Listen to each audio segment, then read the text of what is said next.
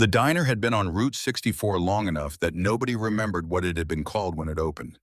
The sign above the door had rusted through in 3 places, and whatever letters had once spelled something hopeful were now just shapes beneath the oxidation. People in Mill Haven, Tennessee called it Ray's because a man named Ray had owned it for 22 years before his daughter took over, and the name stuck the way names stick in small towns. Not because anyone decided to keep it, but because nobody decided to change it. It was a Tuesday in August, close to 9 in the evening, when the Harley came off the highway. The sound arrived before the headlight did, a low, rolling compression that came up through the asphalt and into the floor of the diner, before the engine even cut the kind of sound that certain machines make when they have been running hard and long and are finally allowed to stop. Connie Pruitt, who had worked the evening shift at Ray's for 11 years, looked up from the counter where she was refilling the sugar dispensers and watched through the rain-streaked window as the rider swung off the bike in the parking lot. She had seen bikers stop here before. Weekend riders and fresh leather men who came in groups and talked too loud and left good tips and wanted their picture taken by the gas pumps. She had never thought twice about those men. This was not one of those men. He stood in the gravel for a moment before moving. Even through the smeared glass and the yellow wash of the parking lot lights, Connie could see the difference, the way he carried himself. The particular set of his shoulders that suggested he had been holding something for a very long time and had simply learned to hold it as a neutral position rather than an effort. The leather cut he wore over a black thermal was not new. It had the quality of old saddle leather, dark and shaped by years of weather and pressure, softened in the places where it moved most and hardened everywhere else. On the back, a pair of crossed iron chains over a split road, and above that in faded gold thread, Black Iron MC, below a bottom rocker. Tennessee. He pushed through this door without hurrying. The bell above the frame gave its small sound and the diner went quiet. Not the polite quiet of people lowering their voices, but the sudden involuntary quiet of a room that had collectively decided without discussion to make itself smaller and wait. Colt Briggs was 6'2" of what happened when a hard life and a deliberate man occupied the same body for 41 years. His face was the kind of face that geography makes rather than genetics. The jaw, heavy, the brow low. A nose that had been broken at least twice and reset once.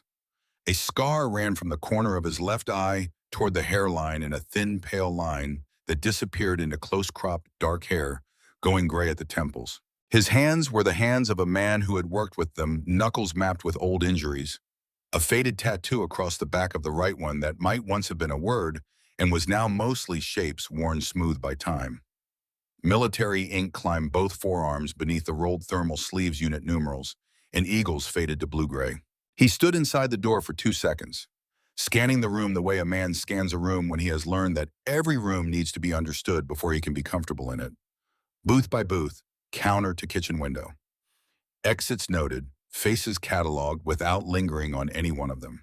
Then he crossed the floor toward the far end of the counter boots, sounding against the warped wood planking in that unhurried, deliberate way, and every conversation in the diner resumed just slightly too quickly as he passed.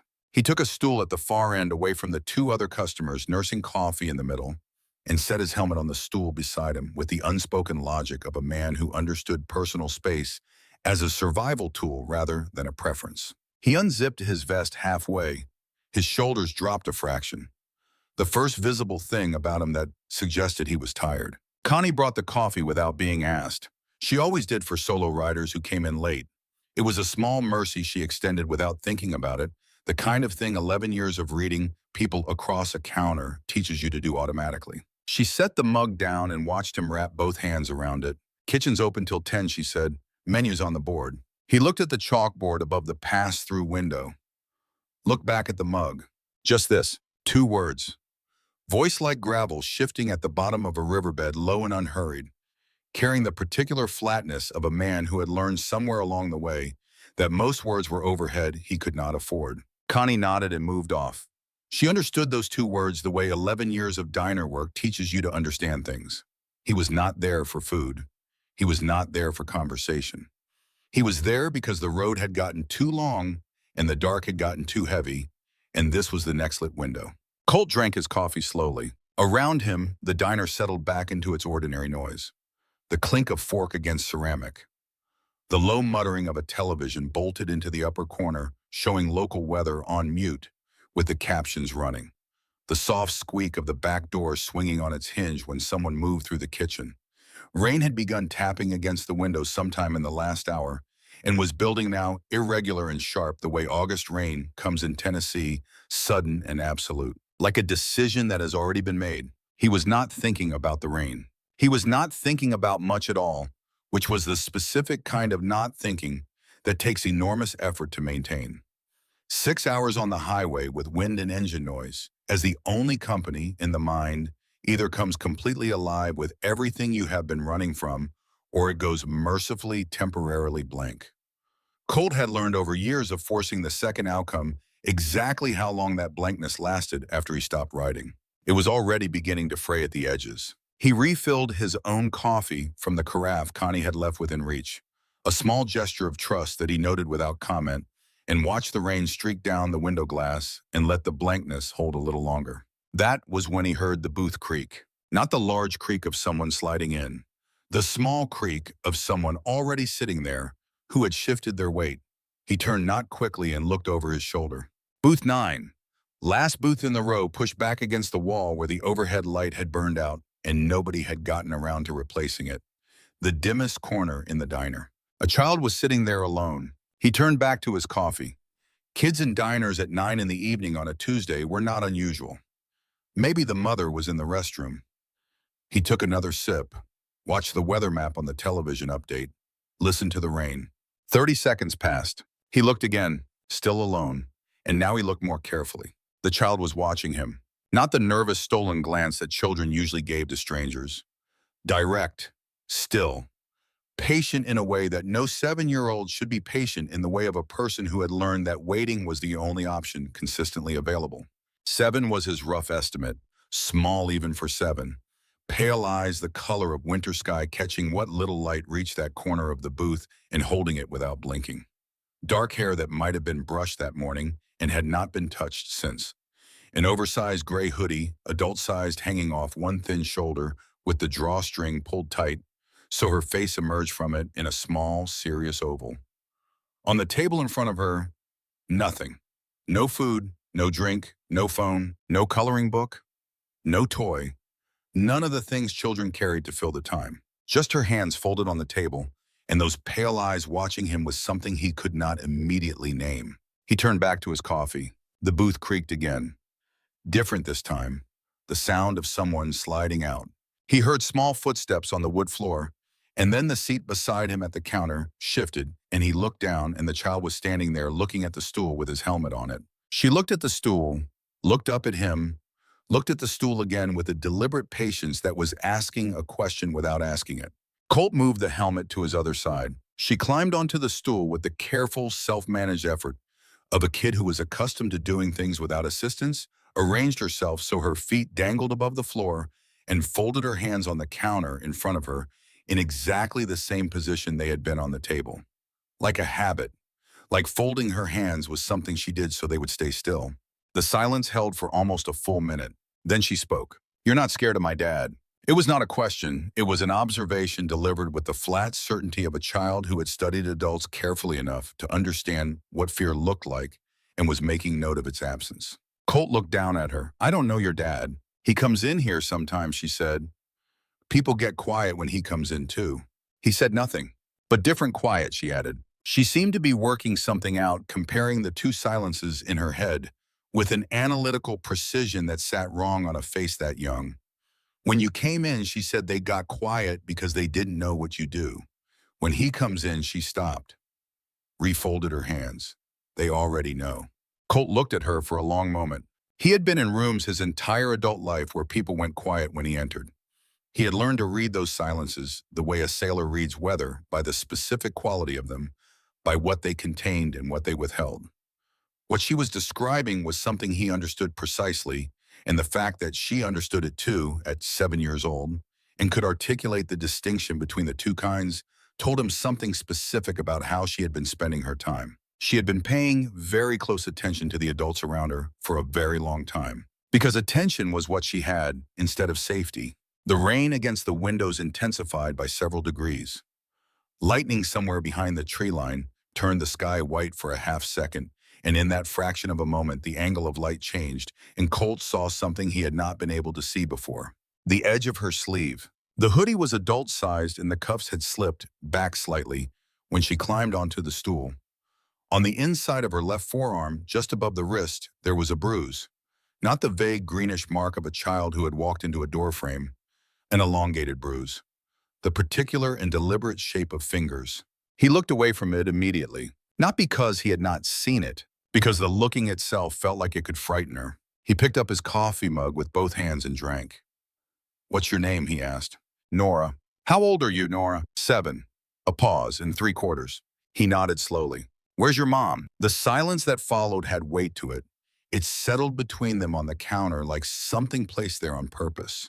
When she finally answered, it was with the specific flatness of a child who had answered this question before and understood that the answer never made anything better. She left. Then before he could say anything, 2 years ago.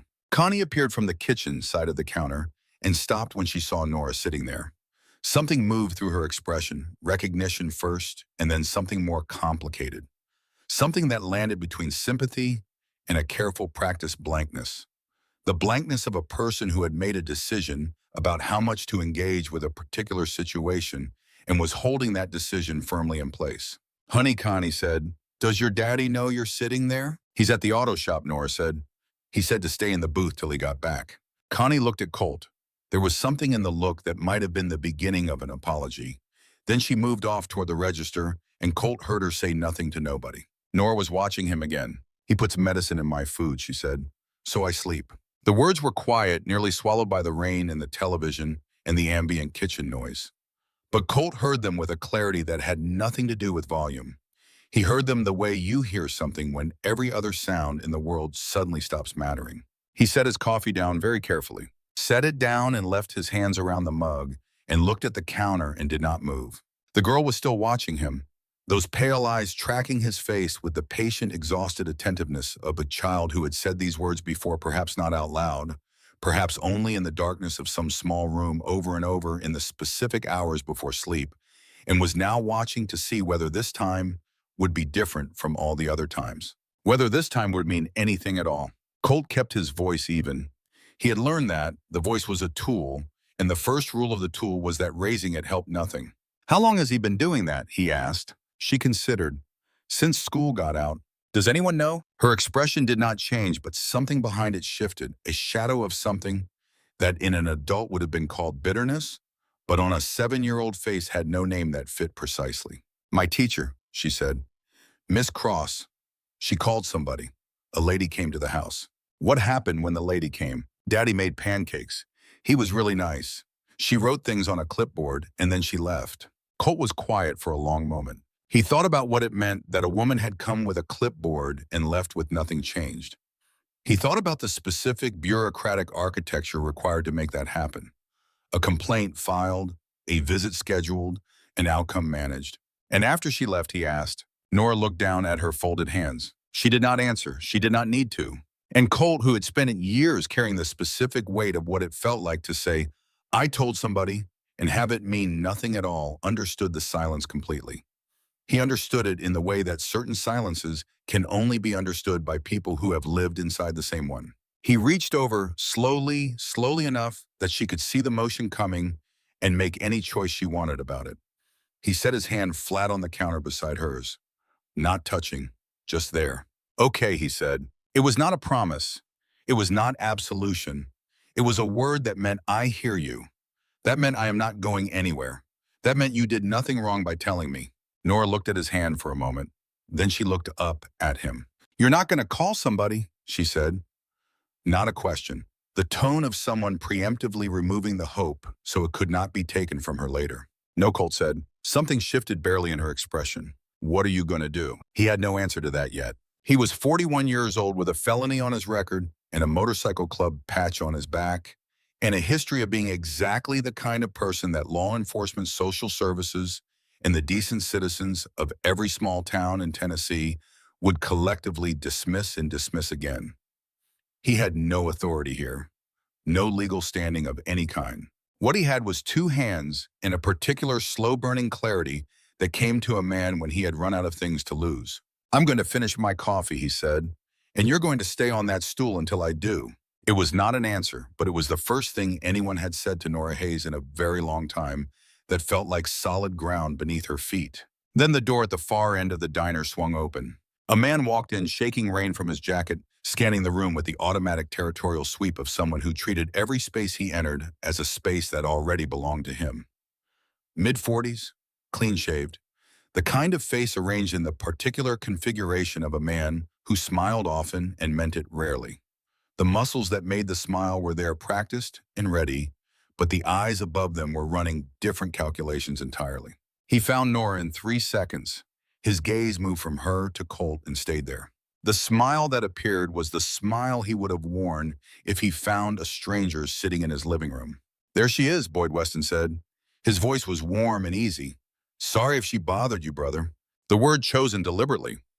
The tone of it man to man, constructed to establish something. Shared language, equivalence. "We are the same kind of people, you and I. Just 2 guys in a diner on a rainy night." Colt looked at him across the counter. Did not smile, did not move. Let the silence do what silence does when you do not fill it. Boyd's smile held, but something around its edges tightened by the smallest degree. "Nora, come on, sweetheart. Let's go home." Nora slid off the stool. She did not look at Colt when she did it. She looked straight ahead, the hood of the oversized sweatshirt still framing her face in its small, serious oval, her hands disappearing back inside the 2 long sleeves. But as she moved around the counter toward Boyd, she glanced back once. Fast. The way you check a landmark when you are leaving a place you might need to find again. Colt watched Boyd put his hand on the back of Nora's neck lightly, in the way that looks like affection and functions like ownership, and walk her toward the door. He watched Boyd push the door open with his shoulder and let the storm take them both. He sat with his coffee for 30 seconds. The diner had gone quiet again, but differently. The quality of a room that had collectively exhaled, that had watched something and looked away from it and was now returning deliberately to its own business. Colt turned and looked at Connie. Connie was wiping down the counter 3 feet away. She did not look up. "How long?" Colt asked. The cloth moved in slow circles. "How long has she been coming in here alone?" Connie stopped wiping. She set both palms flat on the counter and looked at some middle distance that was not Colt and not the wall. "I called the county line," she said, 8 months ago. Her voice was flat, the voice of someone reporting a fact that had already been resolved against them. "They sent somebody. Boyd coaches youth baseball. He's at First Baptist every Sunday morning. The volunteer coordinator," she stopped, started again differently. Nothing came of it. Colt nodded slowly. "What am I supposed to do?" Connie said. And the question had no performance in it. It was not defensive. It was not rhetorical. It was the genuinely exhausted question of a woman who had tried the thing she was supposed to try and had learned what trying cost when the system had already made up its mind. "I already tried," she said. "I got nowhere. I am one person with no power inside something that has already decided." Colt pulled 2 20s from the inside pocket of his vest and set them under his empty mug. He stood. He zipped his vest. He put his helmet under his arm. "Nothing yet," he said. He walked to the door and pushed out into the storm. The rain hit him immediately, soaking his hair flat against his skull, running down the back of his neck into his collar. The August heat that had been sitting over Millhaven all day was gone now, replaced by the particular cold that comes with a hard rain, the kind that arrives fast and stays until it decides to leave. He stood at his Harley and let the water come and looked in the direction Boyd Weston's taillights had gone. Then he thought about Aaron. He did not mean to. He rarely did it deliberately. But standing in a parking lot in the rain with the image of a 7-year-old girl being walked out a door by a man whose hand on her neck meant something specific, standing with the knowledge of what she had told him and what it meant and what the sound of someone being failed looked like. From the inside, he could not stop it from coming. Aaron Briggs had been 17 years old. Colt had been 24. Old enough to know better, young enough to believe that knowing better was the same as doing better. He had been out with the club that night, a run-up to Knoxville and back, the kind of night that started as one thing and became another, the kind of night that seemed in the moment like a thing that could wait until morning.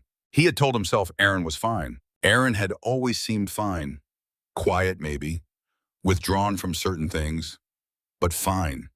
He had told himself this with the particular confidence of someone who needed it to be true and had confused that need with evidence. In the morning, their mother had called, and Colt had sat in a gas station parking lot outside Knoxville with his phone in his hand and learned what silence actually contained when you had not been paying close enough attention to hear it. He had learned that the shape of a person's quiet could be either ordinary or desperate, and that from the outside, if you were not looking with enough care, the two were almost identical. He had been reading the shape of certain silences wrong his entire adult life after that, recalibrating, going back through memory and understanding which ones had been trying to tell him something and which ones had just been quiet, learning to sit with the distinction. The shape of Nora's silence in that diner booth, the careful way she had folded her hands, the specific quality of patience in her eyes, not the patience of a child waiting for something good to happen, but the patience of a child who had stopped expecting anything good and was simply managing the time until the next thing occurred. He had recognized that shape. He was not going to look away from it. He got his phone out. One contact, no name above it, just a string of digits he knew without looking. It rang twice. "You in Millhaven," said the voice on the other end. "Yeah." A pause. Wind on the other end of the line, the sound of somewhere far away, watching a different piece of the same dark sky. "How long you staying?" Colt looked down the wet highway in the direction Boyd Weston's taillights had disappeared. "Longer than I planned," he said. He hung up. He stood in the rain. He did not move for a full minute.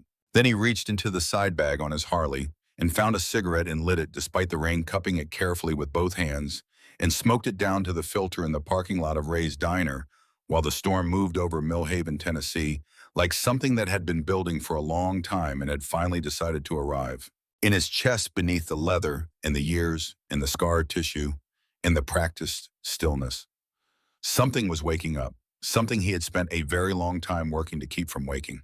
The cigarette died. He crushed it under his boot. His phone buzzed once, a text, no sender name, 4 words. "How many you need?" Colt stared at the screen for a moment, rain drumming on his helmet, lightning fracturing the sky to the east, the whole dark Tennessee night pressing in from every direction. He started typing. 7 words. "Millhaven, Tennessee, 1 child, need eyes, how many?" He sent it to a single number. That number forwarded to others. Those numbers forwarded to however many they forwarded to. And Colt did not track the chain because he never needed to.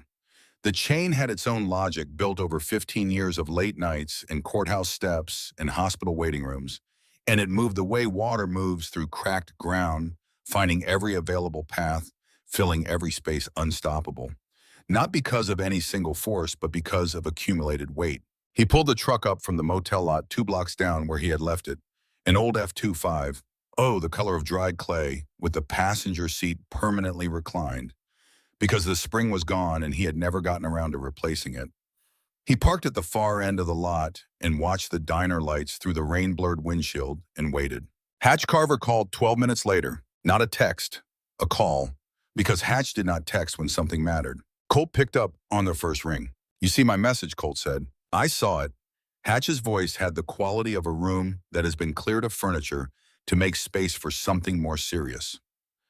"Tell me what you have." Colt told him. Not everything, not the way Nora's hands had sat folded on the counter, or the specific quality of how she had looked back at him when she left. Those things he kept. Not because they were not important, but because they were too important, and putting them into words for someone else's ears felt like opening something that needed to stay closed until he understood it himself. He told Hatch the structure of it, the girl, the diner, what Nora had said, what Connie had said about the county line call and the clipboard woman in First Baptist and 8 months of nothing. Hatch listened without interrupting. That was the thing about Hatch. He listened the way a man listens when he understands that the information has already cost someone something to carry, and interrupting would be a kind of theft. When Colt finished, the line was quiet for 4 seconds. Boyd Weston Hatch said, "You get anything else on him?" "Shop name off the jacket he was wearing," Colt said. "Weston Auto, 2 blocks off Main." Another pause. The sound of wind through a phone speaker, Hatch somewhere outside, standing still thinking. "I'm 4 hours out," Hatch said. "I'm not asking you to come," Colt said. Colt. Just the name. Flat. Final. The tone Hatch used when he was declining to have an argument about something he had already decided. 4 hours. Don't do anything that can't be undone before I get there. I'm parked outside a diner in the rain, Hatch. Yeah, a beat. That's how it starts. The line went dead. Colt set the phone on the dash and watched the rain and let those 4 words sit where they had landed. That's how it starts, because Hatch knew. Hatch had been there 12 years ago in Decatur, Alabama, when Colt had also been parked outside a building in the rain, also holding a phone, also telling himself he was just watching.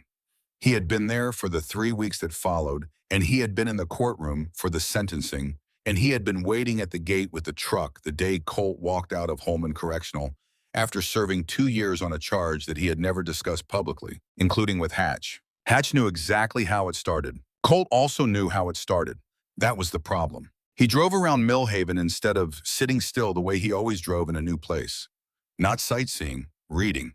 The way the road had taught him to read towns, the courthouse, the sheriff's substation, one cruiser out front, engine running, the particular stillness of a station that was present but not alert.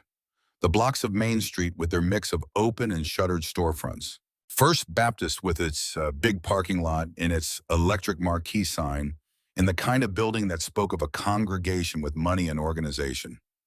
The baseball diamond behind the elementary school, and on the east edge of town a strip of mechanic bays and body shops. One of them with a hand-painted sign, Weston Auto, visible even through the rain. The bays rolled down for the night, a floodlight buzzing over the door. He drove past once slowly, noted the truck in the lot, the make and partial plate. Boyd's truck, he was certain enough. Noted the apartment complex through the tree line behind the shop. Low buildings, external staircases. A place built for people who needed somewhere inexpensive and did not have other options. He drove back to the motel and sat in the parking lot for a while. Then he went inside and lay down on the bed with his boots on and did not sleep. He thought about Nora. He thought about the specific way she had climbed onto the counter stool with that careful, self-managed effort, the effort of a kid who had learned not to ask for help because asking for help introduced variables she could not control. He thought about her hands folded on the counter. He thought about the words she had used. Medicine said so flatly, the way you say a word when you have said it enough times internally that it has lost the surface weight but not the actual weight. The actual weight is still there. It has just gone somewhere deeper and quieter. He thought about his mother calling from Knoxville. He thought about Aaron. He lay on the motel bed and breathed and did not sleep and waited for morning and for Hatch and for whatever came after the decision he had already made without fully admitting to himself that he had made it.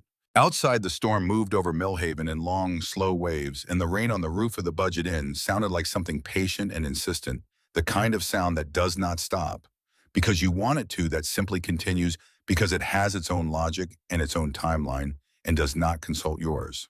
Hatch arrived at 6:47 in the morning. Colt heard the Harley from the parking lot and was already standing in the doorway of his room with 2 coffees from the machine down the hall when Hatch cut the engine. Hatch Carver rode a stripped, flat black Road King with no windshield and saddlebags worn to the point of looking structural rather than decorative. He was 53 years old and built like someone had assembled a man from fence posts and then let the weather work on him for a decade. Tall and angular and weathered with a gray beard, kept short and precise, and eyes so pale they read as almost colorless, which was one of several things about Hatch that people found instinctively unsettling before he said a word.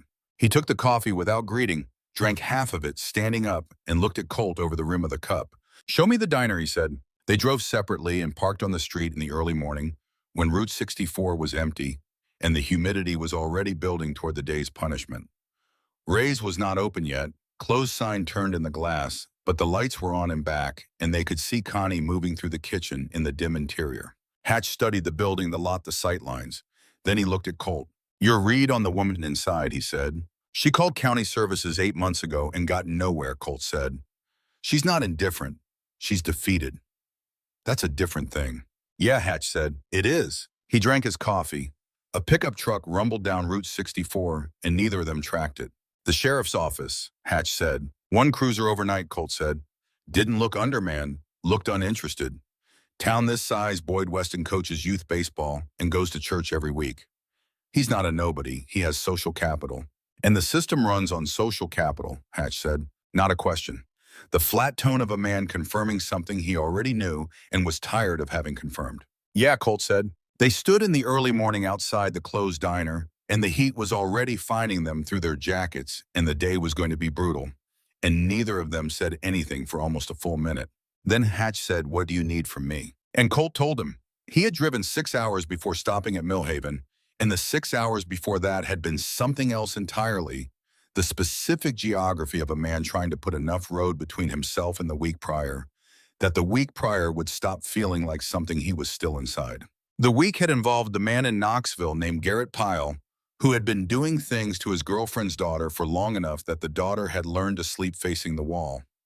Colt had found out through a chapter member whose sister lived in the same apartment complex. He had handled it the way he handled things these days, which meant phone calls and documentation and a conversation with a detective he trusted, followed by the slow, bureaucratic grind of due process. Due process had taken 4 months. 4 months was a long time when you were 8 years old and sleeping facing the wall. The detective had done what he could. The DA had filed. Garrett Pyle was currently sitting in Knox County awaiting trial and would probably take a plea and serve 3 years and be out before the girl finished middle school. The system had worked in the technical sense that it had eventually engaged with the problem. In every other sense, the accounting was more complicated. And Colt had spent the drive south trying to find a way to sit with the more complicated accounting that did not require him to stop the truck and do something inadvisable. 6 hours of highway had not resolved it. That was why he had not planned to stop in Millhaven. He had not planned to stop anywhere in particular.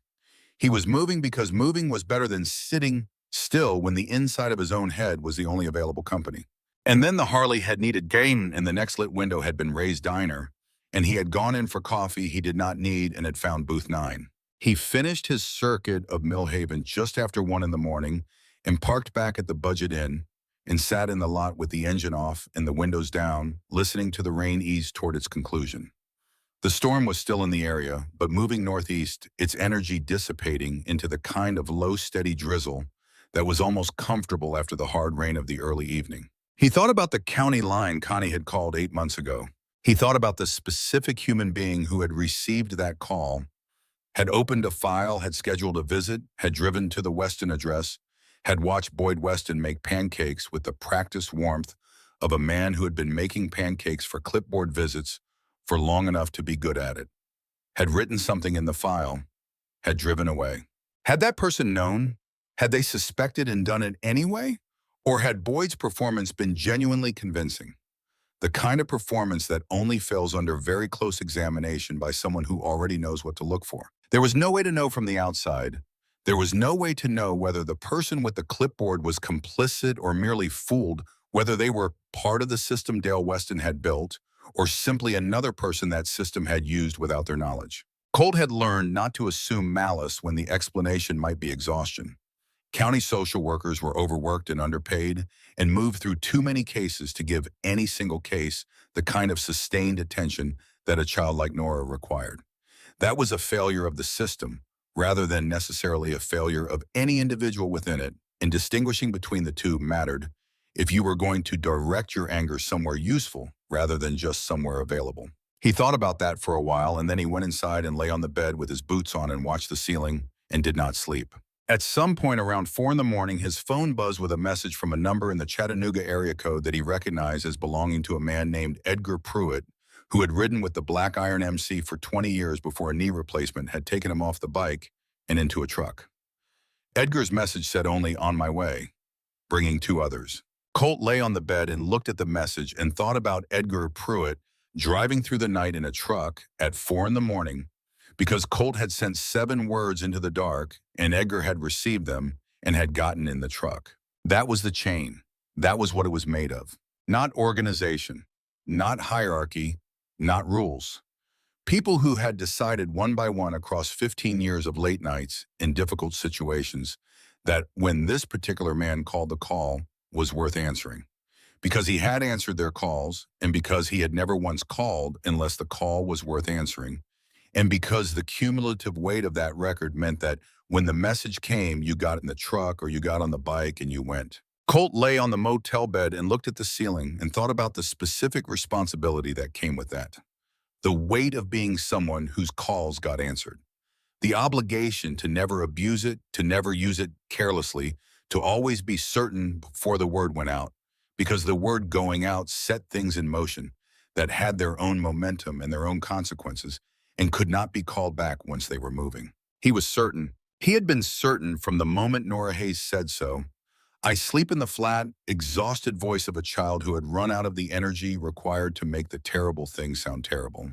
He was still certain at 4 in the morning in a budget inn in Millhaven, Tennessee, lying on a bed with his boots on, watching the ceiling, waiting for morning. Certain was not the same as easy. He had learned that a long time ago in a gas station parking lot outside Knoxville, and he had been relearning it in various forms ever since. Rex Donovan arrived at 2 in the afternoon in a silver crew cab truck with a cracked windshield and a road atlas on the dash that he had owned since before GPS existed and refused to replace on principle.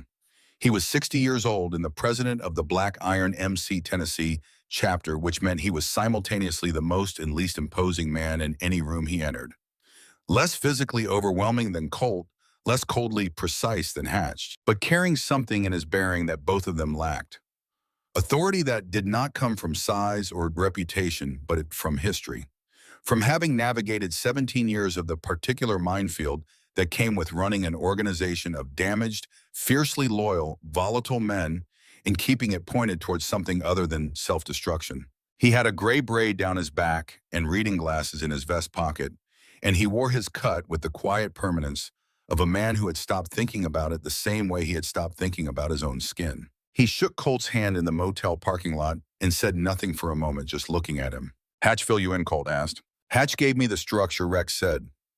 "I want to hear it from you." Colt told him. This time he told him everything. The way Nora's hands had sat folded on the counter. The specific shape of the bruise on her forearm. The quality of silence in the diner when Boyd Weston walked in, and how it differed from the silence when Colt himself had entered, and why that difference mattered in ways that were difficult to articulate, but impossible to ignore once you had seen it. Rex listened with his arms crossed and his eyes on the middle distance. He was a man who listened with his whole body, not as performance but as genuine practice. The way someone listens when they understand that the details are the story, that the headline tells you nothing, and the specific texture of what actually happened tells you everything. When Colt finished, Rex said the waitress, "Connie Pruitt." "Yeah, she'll talk to us. She talked to me." Rex looked at him with the particular expression of a man who has just made a distinction the other person has not yet made. "That's different from talking to us," he said. "In a motel parking lot." "I know." Rex unfolded his arms and put his hands in his pockets, a gesture Colt recognized as his thinking posture, the visible signal that he was processing rather than responding. "I need documentation, Colt. I cannot move people on one conversation in a diner." "How many are we talking about?" Colt asked. Rex looked at him steadily. "I made some calls this morning, after Hatch called me at midnight. Because I know you and I know when Hatch calls me at midnight that the number I am going to need is not going to be 20. He paused. "There is an operation in Murfreesboro that does exactly this kind of work. Documentation, witness coordination, case building. A man named Hargrove runs it. I have worked with him twice before. He knows how to build something that does not fall apart under the first legal challenge." Colt stared at him. "You called Hargrove before you even got in the truck?" "Before I got in the truck, yes." Rex met his eyes without apology. "Because the goal is not to make Boyd Weston afraid for one night. The goal is to make sure Nora Hayes does not spend the next decade in courtrooms while a lawyer points at a motorcycle club and calls the whole thing a harassment campaign." His voice dropped half a register. "You understand me?" Colt understood him completely. He nodded. "Good," Rex said. He pulled out his phone, turned the screen toward Colt. "Hargrove already has something. School records. Filed reports, 3 of them. A medical examination at Vanderbilt Children's 8 months ago. Bruising on her ribs. The ER physician flagged it and filed a report." Colt looked at the screen. "Nothing happened," Rex said quietly, "because the report went to a county desk that is managed by a man who has known Boyd Weston his entire life." He put his phone away. "So now we are not moving on one conversation. We are moving on a pattern, and that is the difference between something that holds in court and something that gets dismissed and used against her." Hatch was leaning against his Road King 10 feet away, arms folded, silent throughout the exchange. Now he spoke without moving. "He's right," Hatch said. Colt said nothing. He looked at the sky. He breathed. He was thinking about Nora climbing off the counter stool with that careful, self-managed effort. About her walking toward Boyd with her hands disappearing back into the too long sleeves. About the fact that She was somewhere in this town right now, in that apartment behind the shop, or at school, or wherever she was, with no way of knowing whether the man at the counter was different from the clipboard woman, or whether this was just another time that nothing came of it. How long does Hargrove need? Colt asked. 24 hours for a preliminary package, Rex said. 48 to be solid. She does not have 48 hours. The silence after that was the specific silence of three men who all understood he was correct. Rex looked at him for a long moment. Then he reached into his vest pocket and came out with a folded piece of paper and handed it to Colt without a word. Colt unfolded it. A printed photograph, low resolution, taken with a phone camera. A man in a baseball cap loading a box into the trunk of a gray sedan in what appeared to be a parking lot adjacent to a building with institutional signage visible in the background.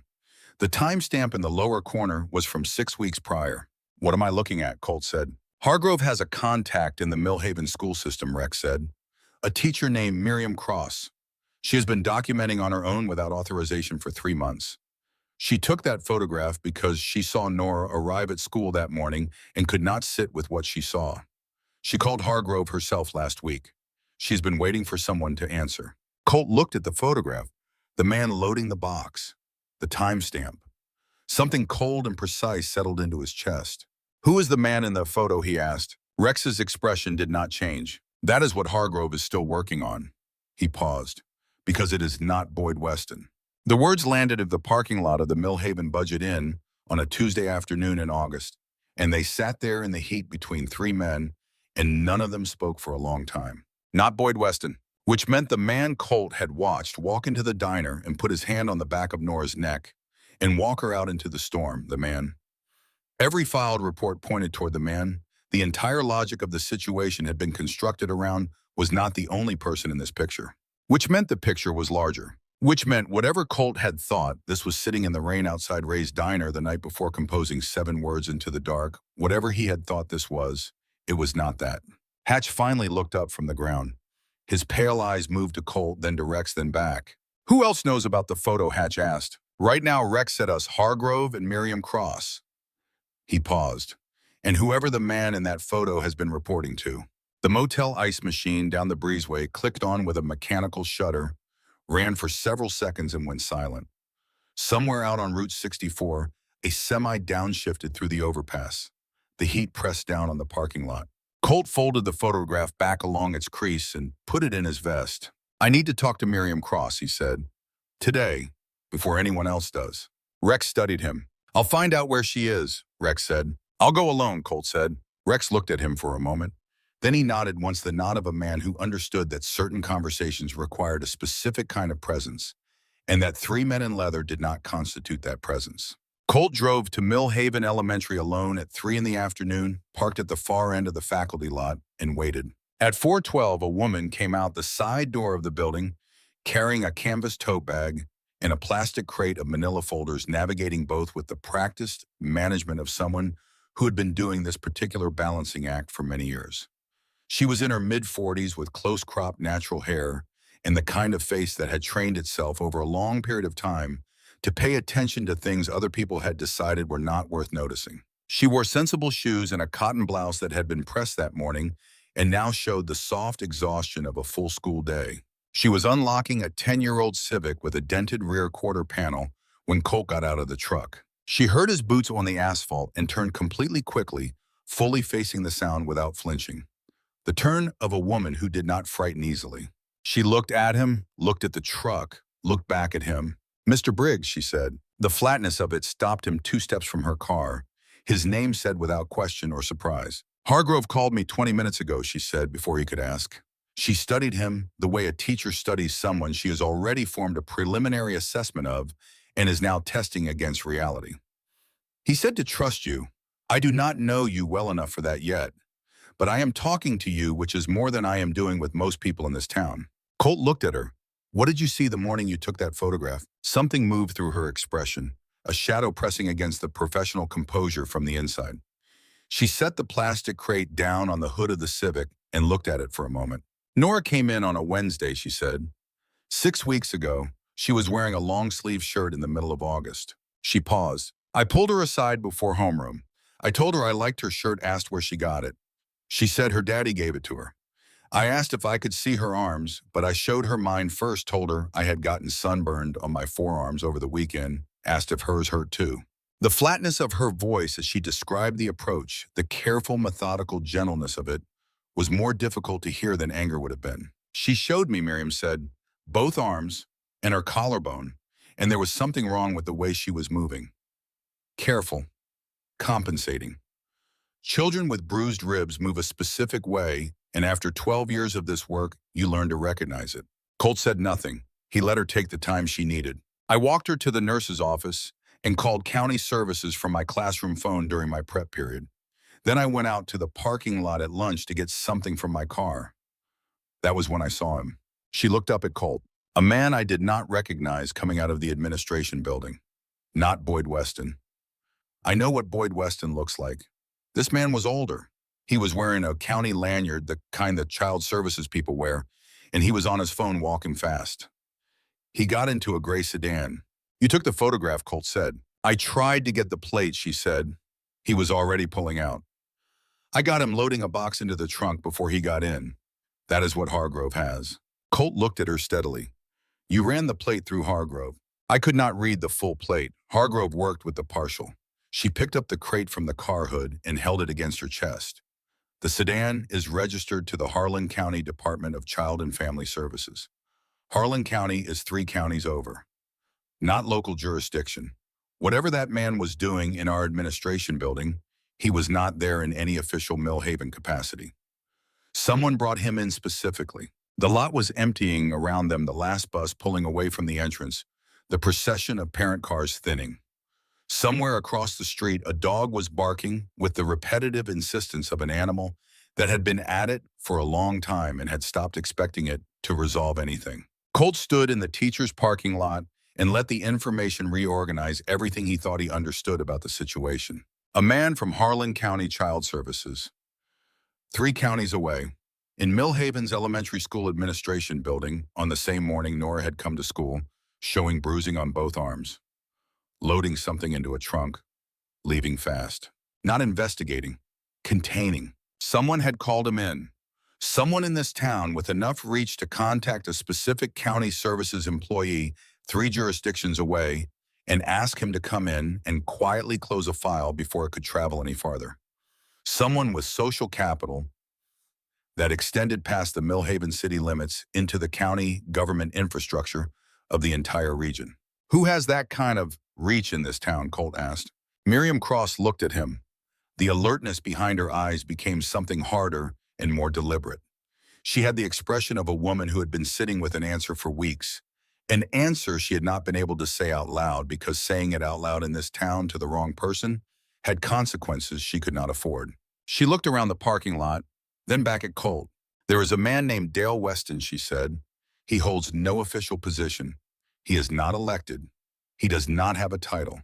But his family has been in Millhaven for 3 generations, and he has relationships with the county commissioner, with the state district representative, with the sheriff's department. She stopped, choosing the next word carefully. Boyd Weston is his nephew. The word landed in the hot parking lot air, and Colt felt its weight move outward through everything he had constructed over the past 18 hours. Every filed report that had gone nowhere, every clipboard visit that ended with pancakes in a blank form, every ER flag that landed on the right desk with the wrong outcome. It had not been negligence. It had been management. Someone had been actively, deliberately, continuously ensuring that the machinery designed to protect Nora Hayes was redirected away from her. Does Dale Weston know about me? Colt asked. I don't know, Miriam said, but she said it in the way that meant probably. Colt looked at the empty school entrance. Where does Nora go after school today? Same as every day, Miriam said. Boyd picks her up, or someone Boyd sends does. She paused. There is a woman on her street named Ruth Calloway. 70s, no legal standing, but Nora knows her. Ruth has called the county line twice. Dale Weston knows who she is. Her voice was level, but it was a controlled leveling that required ongoing effort. Millhaven is not a large town, Mr. Briggs. Dale Weston knows everyone, and everyone in Millhaven knows to stay on the right side of Dale Weston. Colt looked at her. Until today, he said. She studied his face with a 12-year assessment of a teacher reading what was behind what was being said. Hargrove said you were bringing people, she said. Yes. How many? Enough, Colt said. She was quiet for a moment. Then she reached into the canvas tote bag and produced a sealed envelope. I have all 3 filed reports, she said. Original copies, not the county's, mine. I made copies the morning I filed each one because I did not trust the process. I have the nurse's notes from the day Nora showed me her arms. I have a written account dated and signed of everything I have observed over the past 8 months. She held the envelope out. I have been building this because I believe that one day someone would actually come, she said. Colt took the envelope. He looked at her for a moment. Give me tonight, he said. She nodded once with the precision of someone who had already made this decision and was simply waiting for the moment it became actionable. He turned back toward the truck. Mr. Briggs, she said. He stopped. Dale Weston has a son, she said. He works in the Millhaven Sheriff's Department. Deputy Chad Weston. He was on the desk the last 2 times the county line sent someone to follow up on Nora's case. Colt turned back to look at her. He is also at First Baptist, she said. Same congregation as Boyd, every Sunday.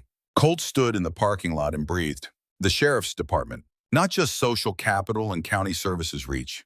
The actual law enforcement infrastructure of Millhaven was compromised. The cruiser he had seen outside the substation the night before engine running one deputy on the overnight desk. That deputy might be Chad Weston, or a man who owed Chad Weston something, or a man who had learned a long time ago that in Millhaven, the Weston family's preferences were a force of nature and working against them was a choice with a specific and lasting cost. He got back in the truck. Hatch was waiting in the motel parking lot when Colt returned. Rex was on the phone 15 feet away, speaking in a low voice with his back partly turned. Colt walked to Hatch and handed him the envelope without speaking. Hatch took it, felt the weight of it, looked at Colt. Miriam Cross, Colt said, 3 original filed reports, nurse's notes, 8 months of documented observations. Hatch said nothing. He held the envelope. Dale Weston, Colt said, Boyd's uncle, 3 generations in this town, relationships running from the county commissioner to the sheriff's department. His son is a deputy. The whole system that was supposed to protect Nora has been running through Dale Weston the entire time. Hatch absorbed this with the particular stillness of a man processing information that reorders a significant portion of what he thought he understood. Rex finished his call and walked over. Hargrove got the sedan, plate confirmed, Rex said.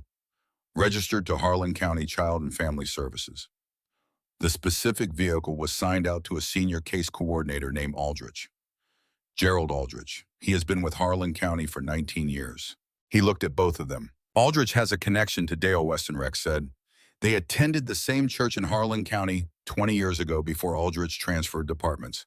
The connection is old, but it is there. Hargrove found it in 40 minutes. Colt looked at the sky, looked back. How many confirmed, he asked Rex. Rex met his eyes. As of an hour ago, 47. Colt's phone buzzed. He looked at the screen. A message from a number he did not recognize. No name, 5 words. You should leave Millhaven tonight. He looked at the timestamp, looked at Rex. When did you make your last call? Colt asked. Rex checked his phone. 40 seconds ago, he said. Why? Colt turned the screen toward him. Rex read it. His jaw tightened by 1 degree. Hatch looked at it. His pale eyes did not change expression, but the quality of his stillness became denser. The stillness of a man who had spent years in situations where movement at the wrong moment was the difference between coming home and not coming home. Someone in this town has your number, Hatch said. Someone in this town was connected to Rex's call, Colt said. 40 seconds is not enough time for information to travel far. Rex said Ray Slade is in my chain. He's based in Cookville. Hatch said quietly, Cookville is 931. Colt looked at him. Same area code as the message. He pulled out his phone and dialed Ray Slade's number. 4 rings, voicemail, Ray's voice asking for a message. Colt hung up without leaving one. He looked at the call log, call placed at 2:41 in the afternoon. He looked at the anonymous message, timestamp 2:38. Ray had sent the warning 3 minutes before Colt called him back. Ray's phone went unanswered because Ray had already done what he was going to do and was not prepared to explain it. That was its own kind of answer. Colt put his phone away and said nothing. Hatch understood. He always understood when Colt said nothing. Rex said, you think Slade sent it? I think the timing is what it is, Colt said. And I think Ray Slade has been with the Cookville chapter long enough to have connections in this part of the state that none of us have examined closely enough. He looked at Rex directly. Get Hargrove to run Ray Slade, Colt said. Full background, everything before he patched in. Rex was already reaching for his phone. That evening, Hargrove called Colt directly. Not Rex, not through an intermediary. Colt specifically because the information was specific and Hargrove understood who needed to hear it first. Colt took the call sitting in his truck outside the motel engine off windows down the Tennessee evening, pressing in with its combination of heat and insect noise and the smell of the creek that ran behind the motel property.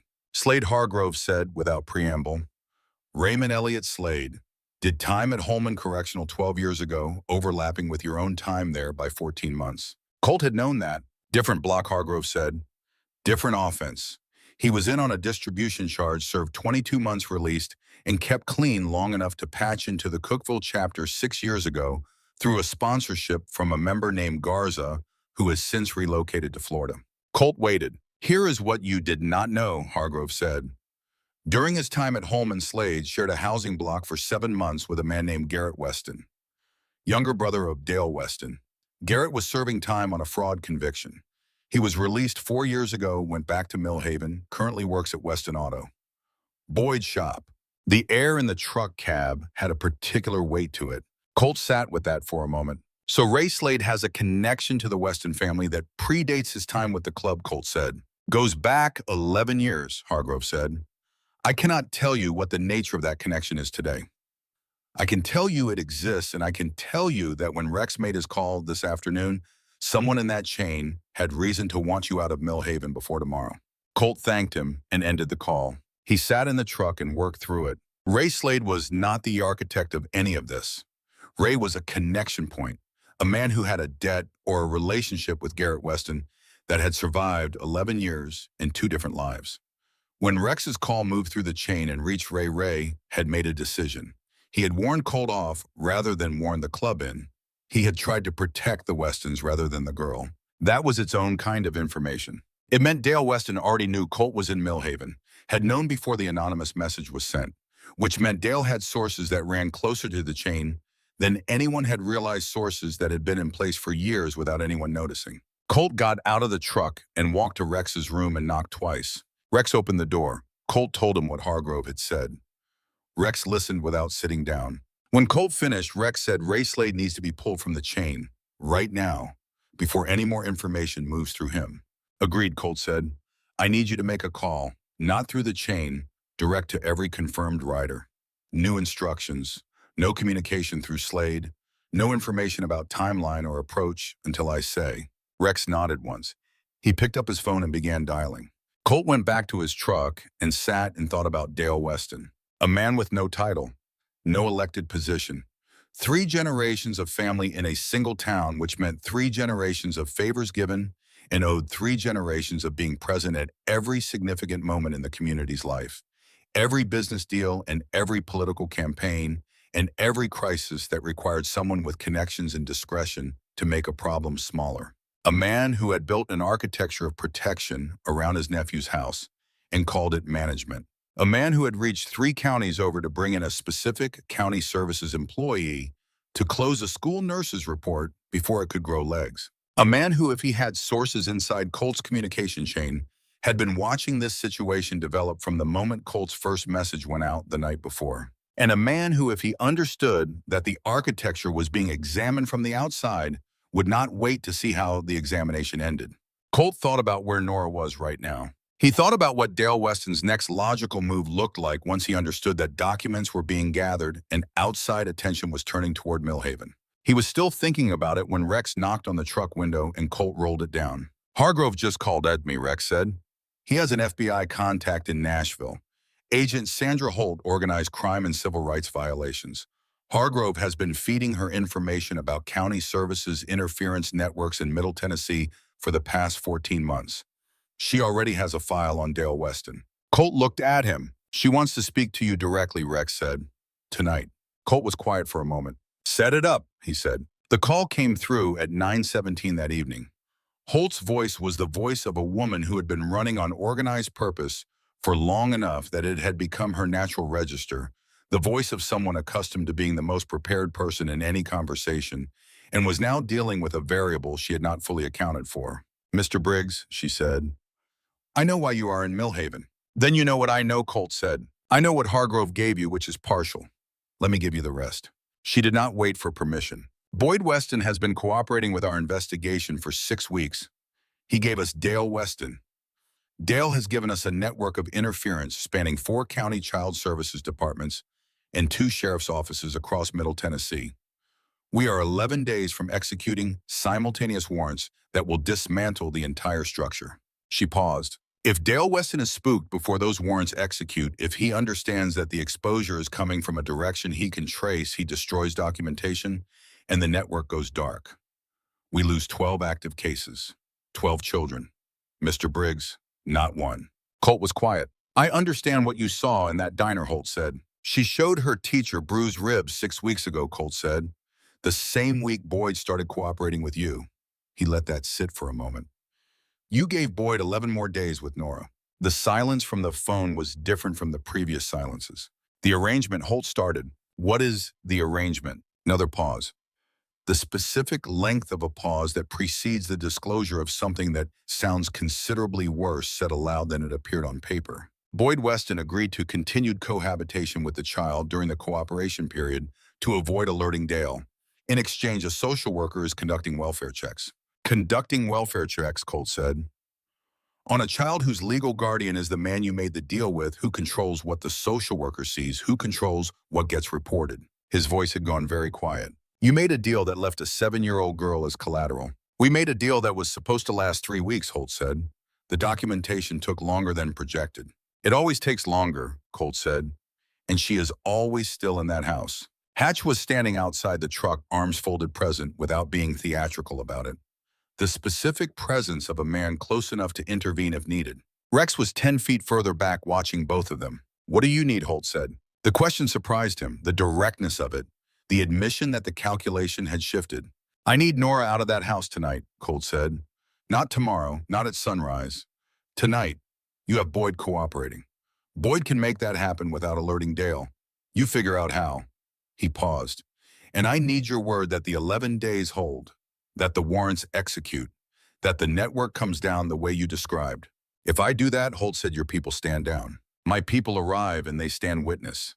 In full public view, nobody touches anything, nobody obstructs anything. We are civilians exercising our legal right to be present in a public town. He paused.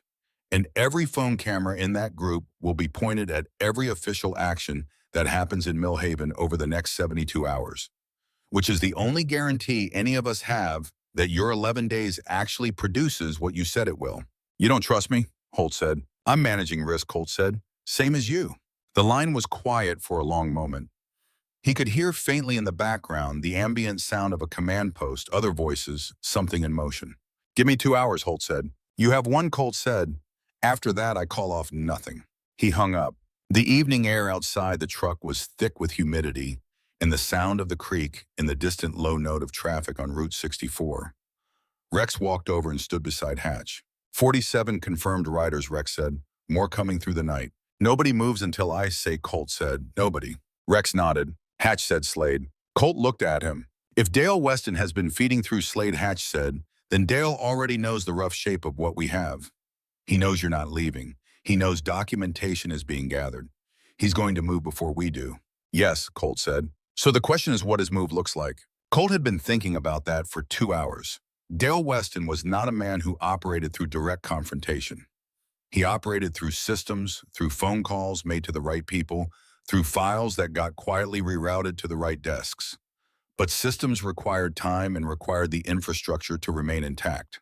If Dale understood the infrastructure was being examined from outside, if he understood that federal attention was turning toward Millhaven, his first move would not be to run.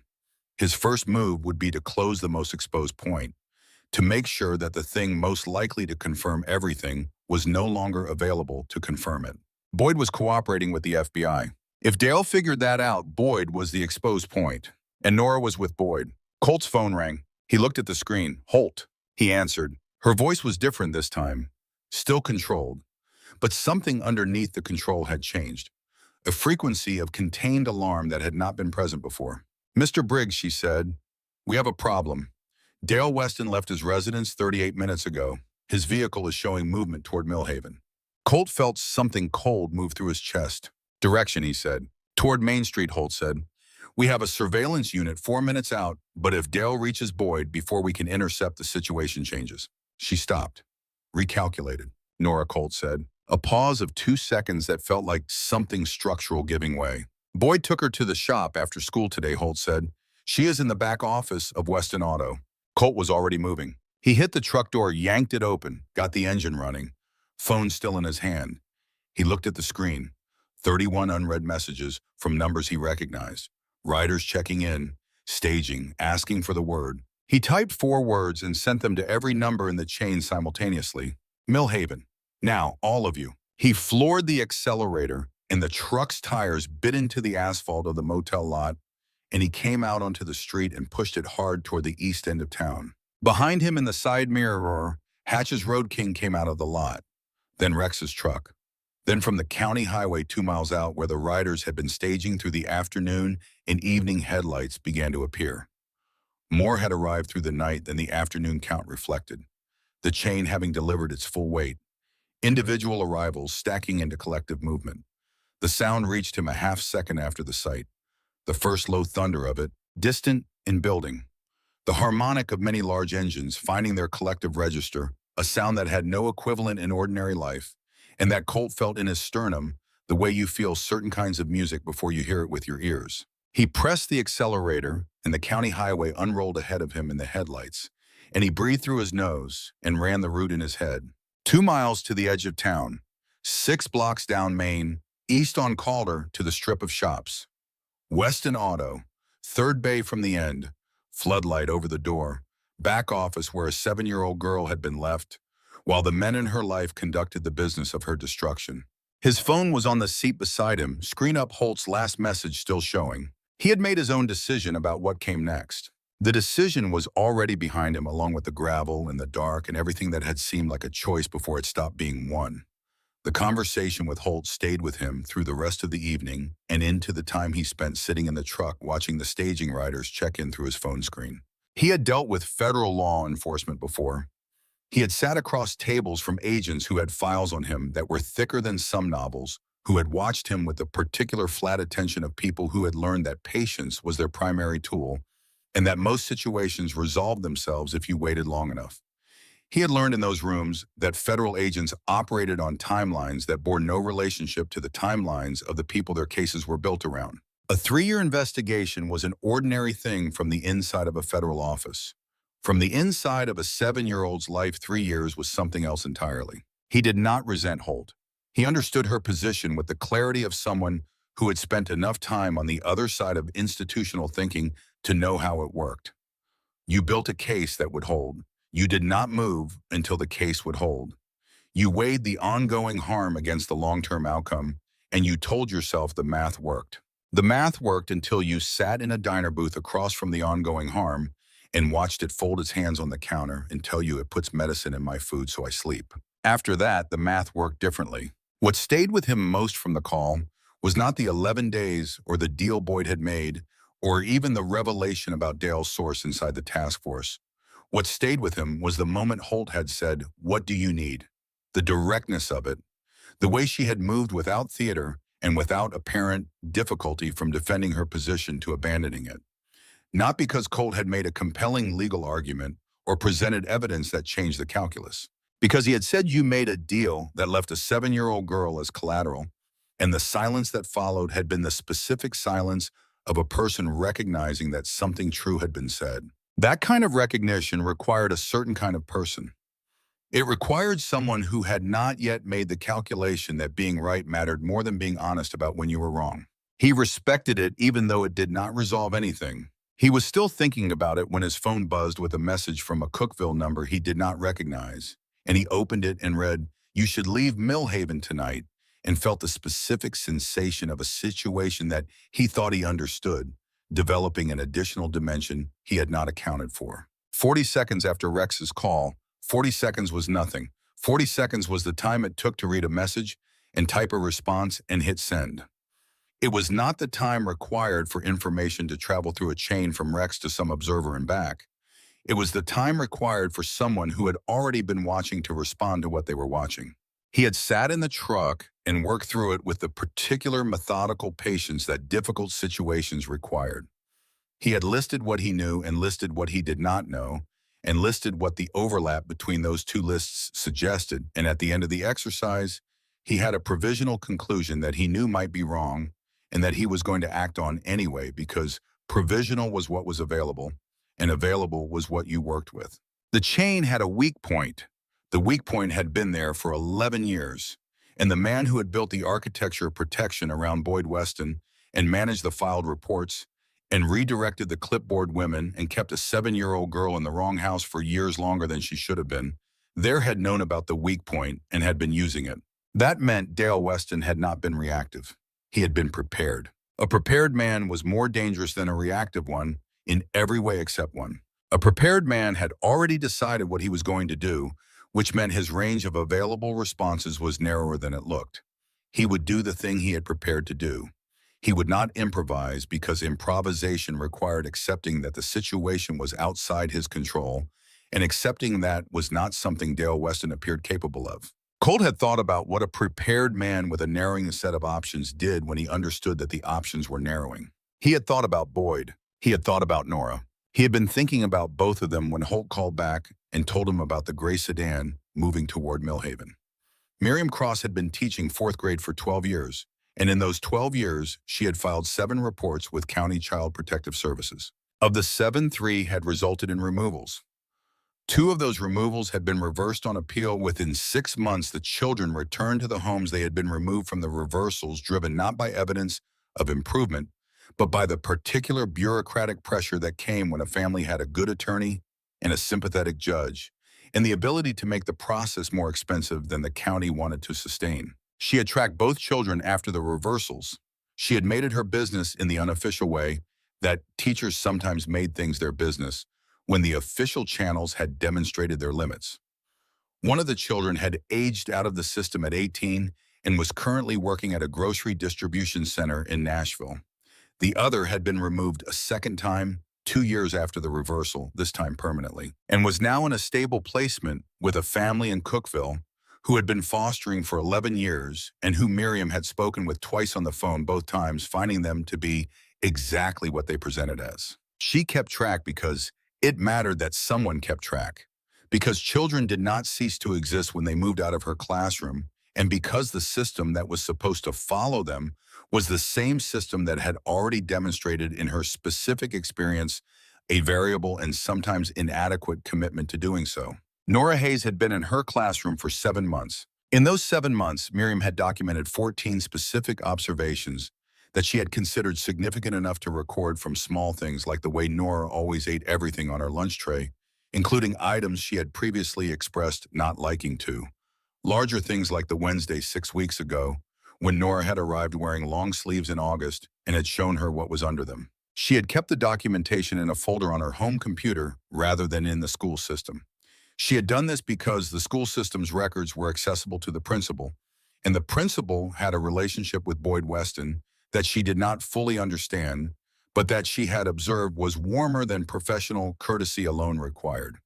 The principal had attended Boyd's daughter's christening 3 years ago before Nora's mother had left, back when Boyd Weston was a man with a family rather than a man with a stepdaughter and a history of clipboard visits. She had not known what she was going to do with the folder. She had known that she was going to have it ready when she figured out what she was going to do with it.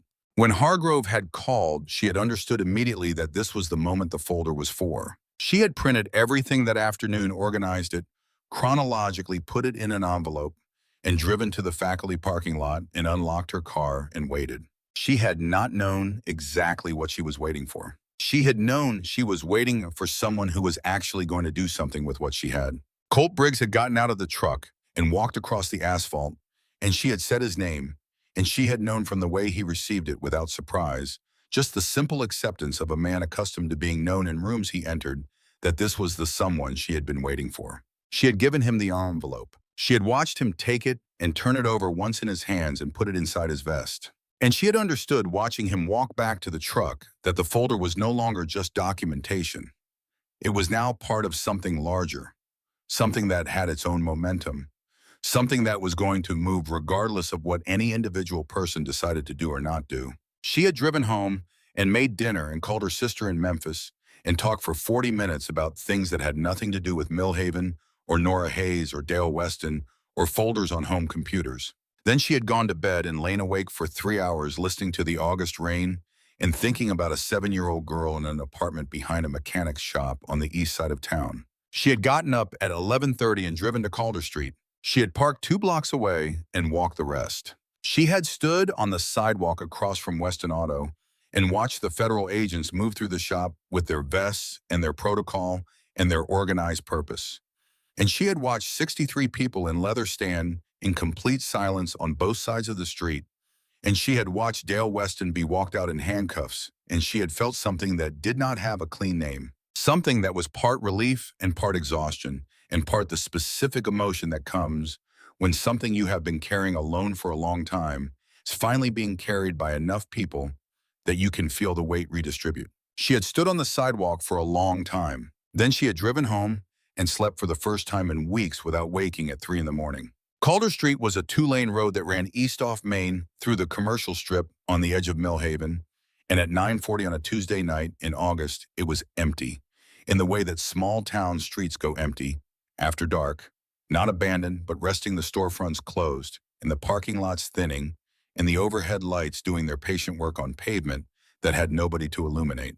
Colt came in from the east side, which put him 2 blocks from Weston Auto, before he hit the main strip, and as he turned onto Calder, the floodlight over the third bay was visible immediately, a hard white cone of light over a rolled-down bay door. The lot in front was dark except for 2 vehicles. Boyd Weston's truck and a gray sedan parked at an angle that suggested someone had stopped quickly rather than parked deliberately. Dale was already there. Colt stopped the truck half a block short and got out without killing the engine and moved toward the shop on foot, staying out of the floodlight's reach, keeping to the shadow of the building line. The shop was quiet from the outside. No voices audible through the walls.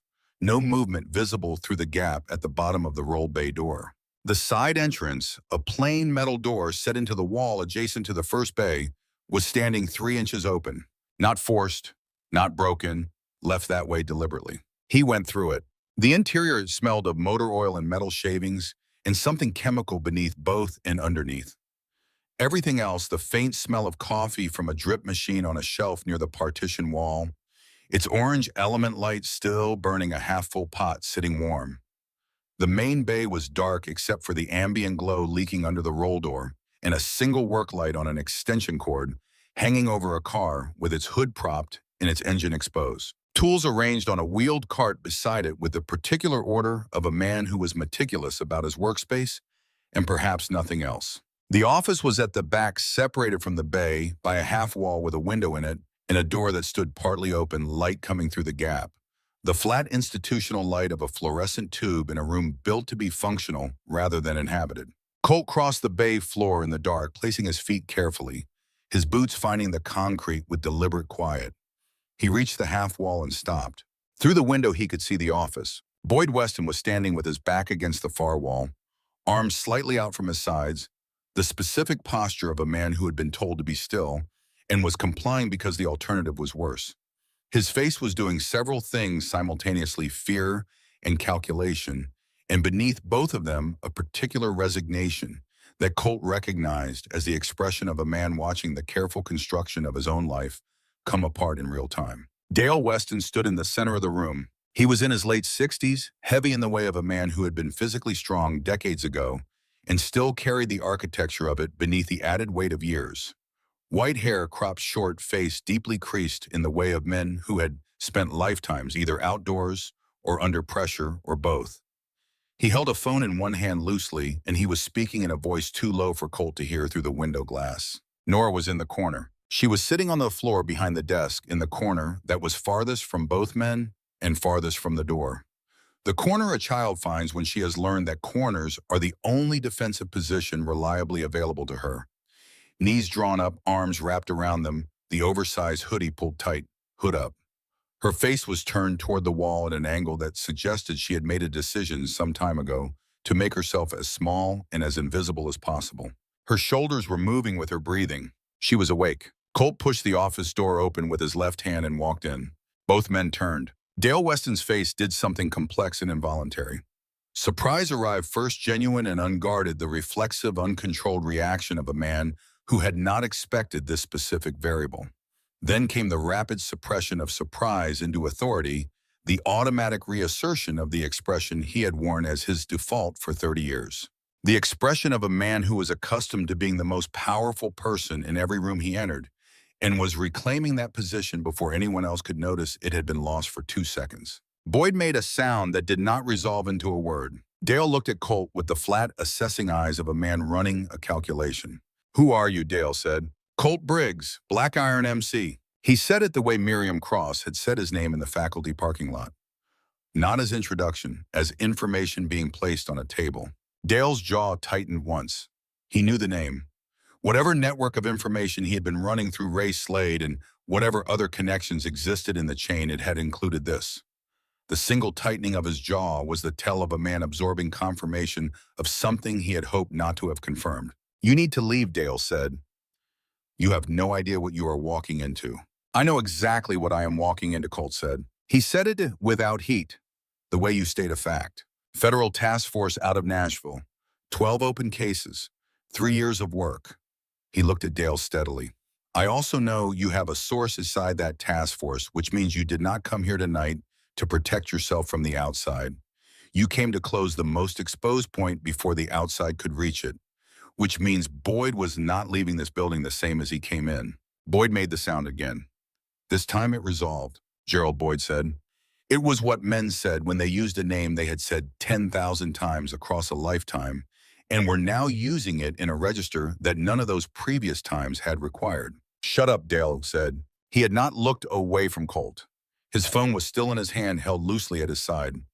"You are a man with a felony record who has walked into a private business after hours. Whatever you think you know, whatever people have told you, you are standing in a room where none of it matters." Colt did not respond to that. He looked past Dale. He looked at the corner behind the desk. "Nora," he said, not loudly. Just her name said in the way you say a name when you want someone to know you are there and you are not leaving. The hoodie moved. Pale blue eyes came up over the top of drawn-up knees and found him across the office. And in those eyes, Colt saw the specific quality of recognition that he had been carrying with him since the diner.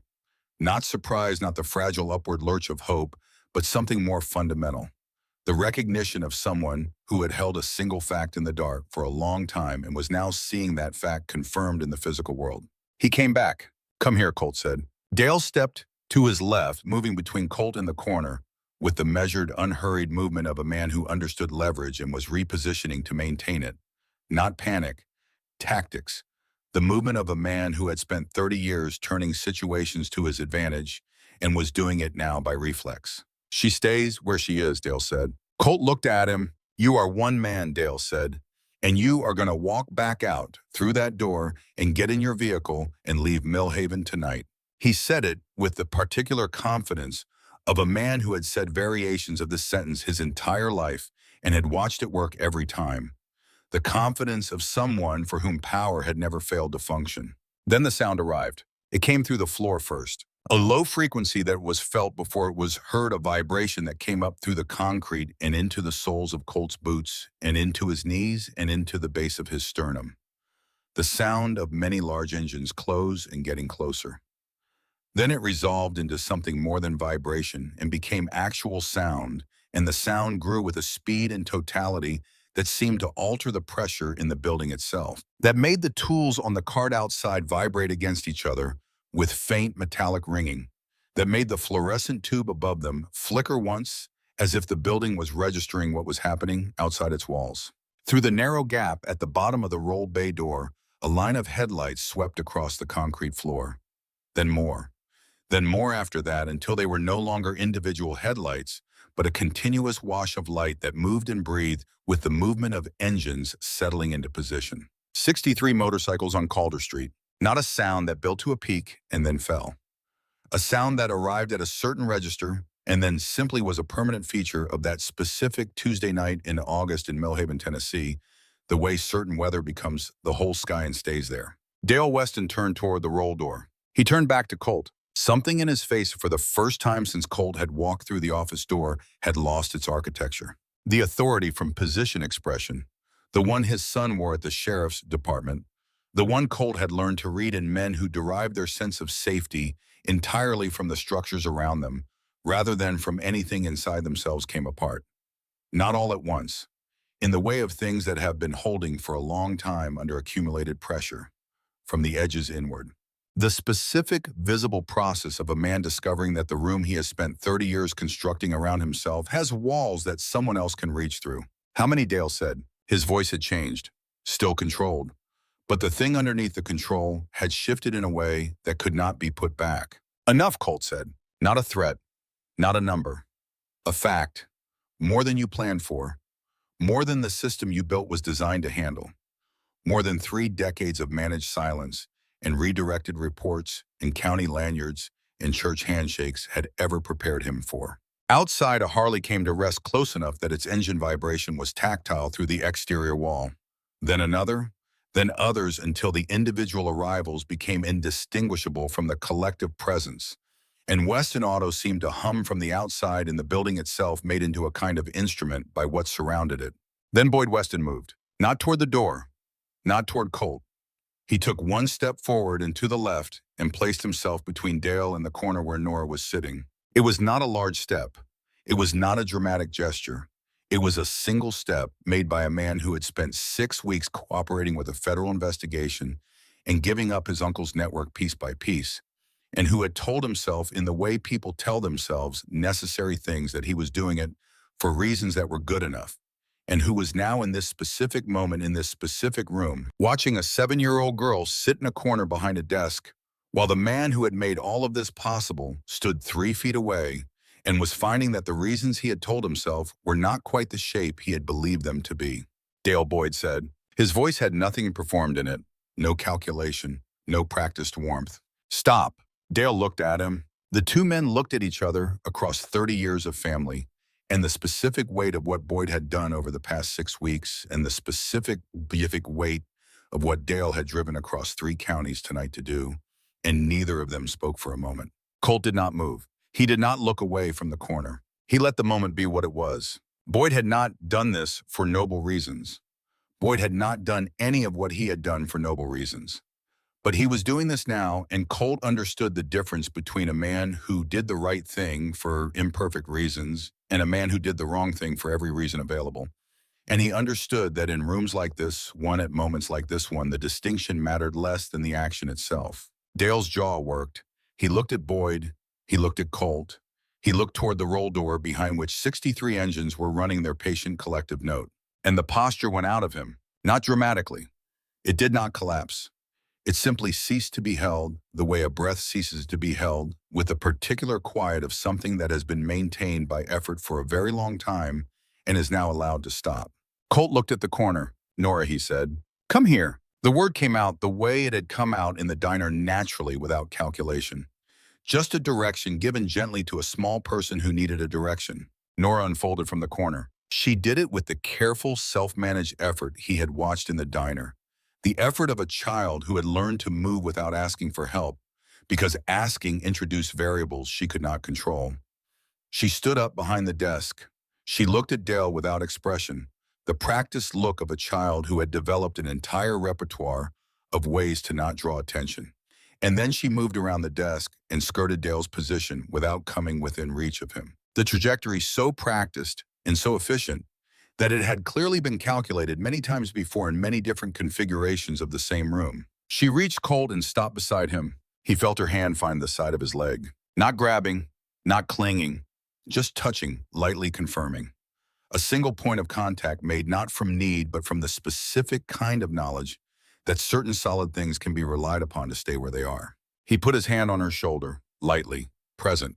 Boyd Weston was looking at Nora with an expression that Colt did not immediately have a name for, and spent a long moment examining. Not the expression of a predator watching something escape, not the expression of a man calculating his next position. Something more wretched and more honest than either of those. The expression of a man looking at the sum of a series of choices and finding in the specific terrible clarity of this particular moment that the sum was not what he had intended when he made the individual choices that produced it. It was a deeply inadequate expression for what it represented. Colt filed that fact separately from the expression itself. The side door of the shop opened, and Hatch Carver came through it. He took in the room in one complete sweep that positions the faces the phone in Dale's hand. He positioned himself at the door without being asked or directed, with the quiet efficiency of a man who had done this long enough to know where to stand before being told. 30 seconds later, red and blue lights strobed through the gap at the bottom of the roll door, mixing with the motorcycle headlights and the floodlight outside into a wash of fractured color that moved across the ceiling of the bay like something restless and unresolved. Car doors, voices, multiple controlled official. The measured authority of people arriving with paperwork and protocol, and the particular energy of a federal timeline that had just been forced to move faster than it wanted to.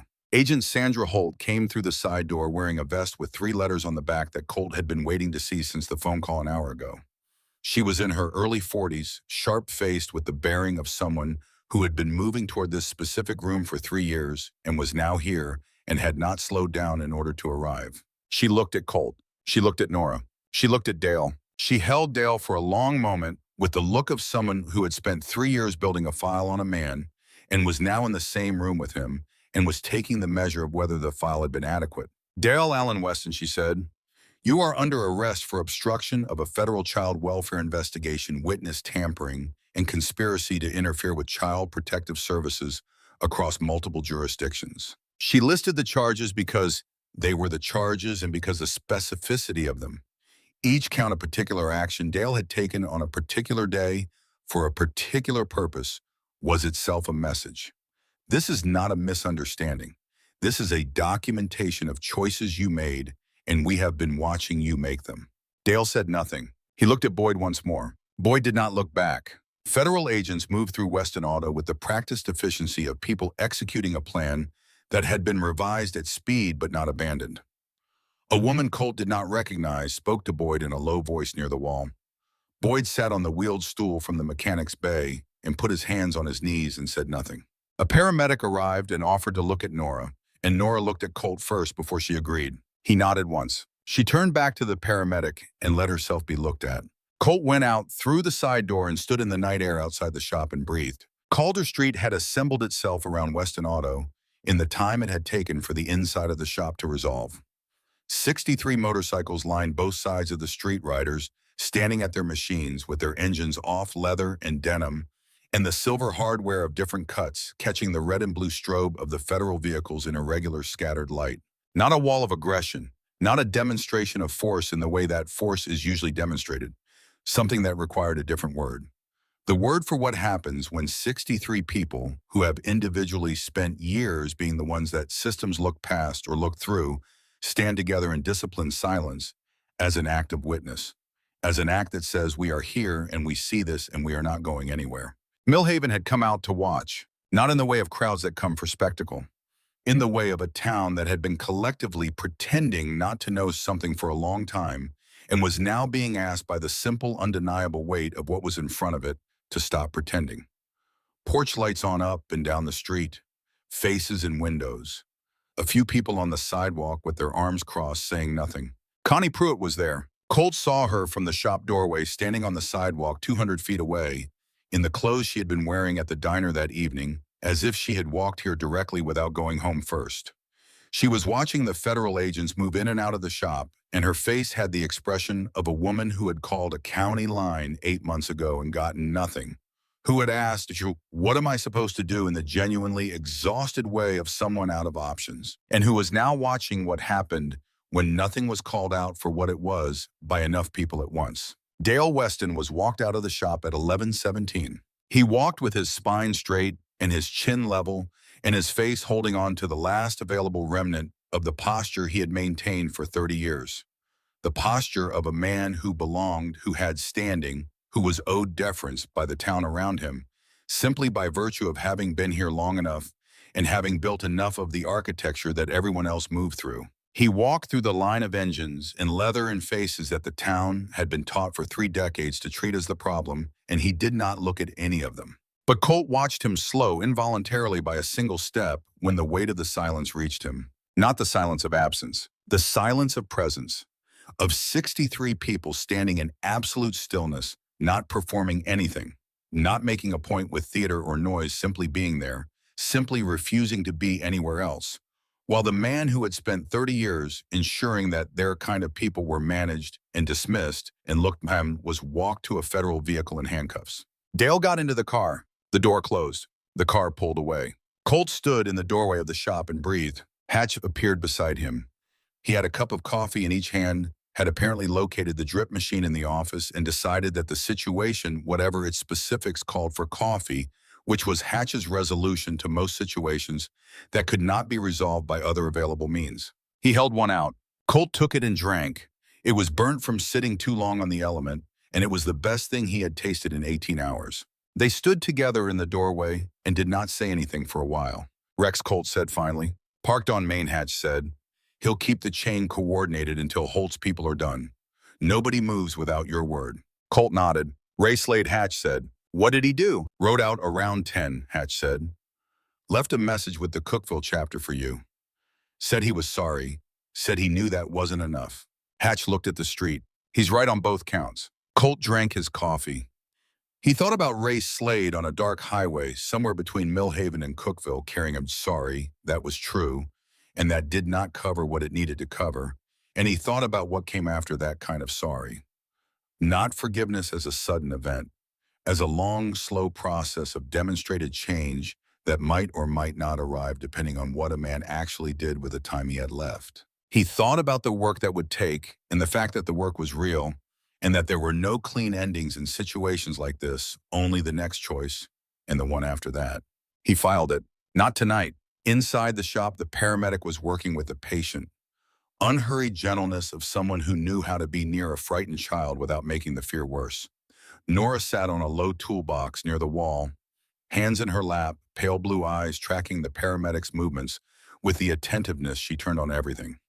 She looked from this distance extraordinarily small inside the oversized hoodie. She also looked for the first time since Colt had seen her, like something had released a fraction of its grip on her shoulders. Not completely, not permanently, but by some small, measurable degree that was visible in the way she held herself. The specific quality of a room where the thing you have been waiting for has finally arrived and turned out to be what it said it was. Holt came and stood beside Colt in the doorway. Boyd Weston, she said. He's cooperating, Colt said. Has been for 6 weeks. That cooperation is what built the case that's going to roll up 12 individuals across 4 counties, Holt said. Colt looked at her. It also put her in that corner for 6 weeks after her collarbone was already bruised. Holt was quiet for a moment. The organized purpose in her expression had a different quality now. Still there, still the fuel that ran her, but banked lower, the kind of controlled burn that came after the main event, when there was still work to do, but the most acute pressure had passed. We made a bad call, she said. The sentence had the quality of something that cost something to say. Holt was not a woman who said sentences like that easily or often. The timeline extension, she said.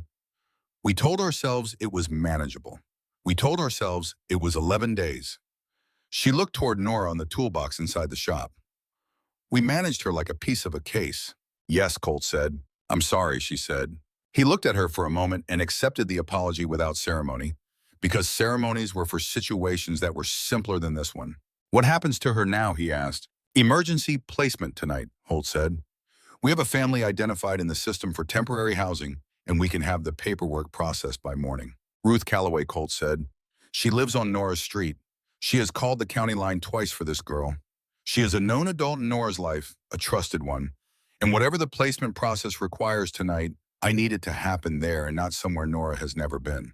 Holt looked at him. That is not standard procedure, she said. I know what standard procedure got her, Colt said. Make the call. A pause. Then Holt reached for her phone and moved back into the shop. At 2 in the morning, the Calder Street was almost empty. The federal vehicles remained. 3 motorcycles whose riders had stayed without being asked. Hatch and 2 men from the Alabama chapter who had ridden 8 hours to stand on a street in Millhaven and would ride 8 hours back before sunrise without expecting to be thanked for either trip.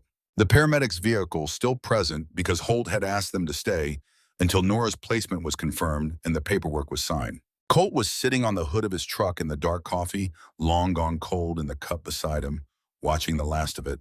He heard small footsteps on the asphalt before he saw her. Nora came out through the shop's side door with the paramedic and stopped on the sidewalk and looked around the street. She was looking for something.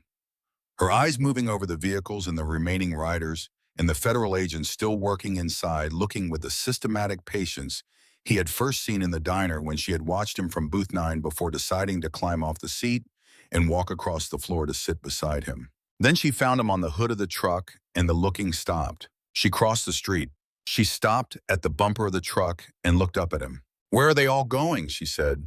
Home, Colt said. "Most of them." She looked down Calder at the last of the departing headlights.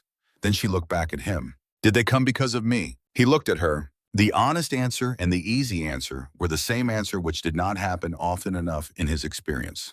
"Yeah," he said. She processed this with the interior quality he had been watching then all evening, turning information over carefully, assigning it a place, comparing it against what she already knew. Then she said, "You called them." "Yes, all of them. Not all of them directly. Some of them called other people. That is how it works." She thought about that. Why do they listen to you? The question was the kind children asked. Not rhetorical, not performed. Genuinely asking the thing they wanted to know without the social cushioning that adults use to soften honest questions. Colt thought about it honestly. He thought about Holman Correctional and 2 years and the additional 6 months that he did not discuss with anyone. He thought about Aaron, about the gas station parking lot outside Knoxville, about 17 years of carrying a name that he could not say out loud without feeling what was behind it. He thought about the specific feeling of being the thing that stood between a problem and the person the problem was aimed at, and what it had cost him historically to be that thing, and why he had kept doing it anyway. "Because they trust me to know when something matters enough," he said. "And because I don't call unless it does." Nora looked at him for a moment. "It mattered," she said. "Yes," he said. She climbed up onto the hood of the truck beside him without asking. The same easy self-management she had used on the diner stool, the same careful arrangement of herself in the available space. She sat with her legs hanging over the bumper and her hands in her lap and looked at the street. She did not lean into him. She did not perform comfort or seek it openly. She sat beside him the way she had sat beside him at the counter, with the particular quality of a child who had learned that proximity was safer than contact and was testing the difference between the two. In real time, finding out whether the solid things stayed solid when you got close enough to feel them. Colt sat beside her and looked at the street and let her test it. Hatch pulled his Road King to the curb and cut the engine and leaned on the handlebar, looking at the two of them on the hood of the truck. He had the expression of a man filing something away somewhere it would not get lost. "Ruth Calloway confirmed," he said. "Holt came through. Placement paperwork is being processed tonight." Colt looked at Nora. "You know Mrs. Calloway. She makes sweet tea," Nora said. She paused for a moment, working something out. "She lets me watch television." "You are going to stay with her for a while," Colt said. Nora processed this. "For how long?" "I don't know exactly," Colt said. "But people are going to make sure it is somewhere safe." "And Mrs. Calloway," he stopped. He looked at her directly. "She called the county line twice because she was worried about you." "She tried when it was not easy to try." Nora was quiet for a moment. "Most people don't try," she said. "It was not a complaint. It was an observation delivered in the flat, observational way she delivered most things, the product of a child who had spent several years collecting data about how adults behaved in situations that required something of them, and had arrived at her conclusions through careful, repeated observation." "I know," Colt said. "She did." The paramedic came to the truck and spoke to Nora quietly about the next 2 hours, about going to Mrs. Calloway's house, about what the process looked like. Nothing technical or institutional, just the logistics of the immediate future, explained gently in the dark by someone who understood that children needed the shape of the next thing to feel less like a void they were being lowered into. Nora listened with her hands in her lap and her pale eyes steady and her jaw set in the way Colt had been watching all night.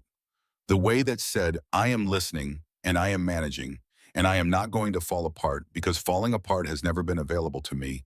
And I do not entirely know how to do it even now when it might finally be safe to try." She got down from the hood of the truck. She stood on the asphalt and looked up at Colt. "Are you going to leave?" The question sat in the night air between them, simple and enormous, carrying inside it every version of that question, every time a child who has learned that adults eventually leave asks it of one who has not left yet. Colt looked at her. He thought about the architecture of honesty, what it could carry and what it could not. The difference between a truth that helped and a truth that simply named a wound without offering anything to put against it. I'm going to ride out, he said. That's what I do. He held her eyes. But I will know where you are. And if you are not okay, if anyone who is supposed to be watching out for you is not watching out for you, you find a way to tell someone you trust. He paused. What you did in that diner was the bravest thing I have seen in a long time. She looked at him. What I did was scared, she said.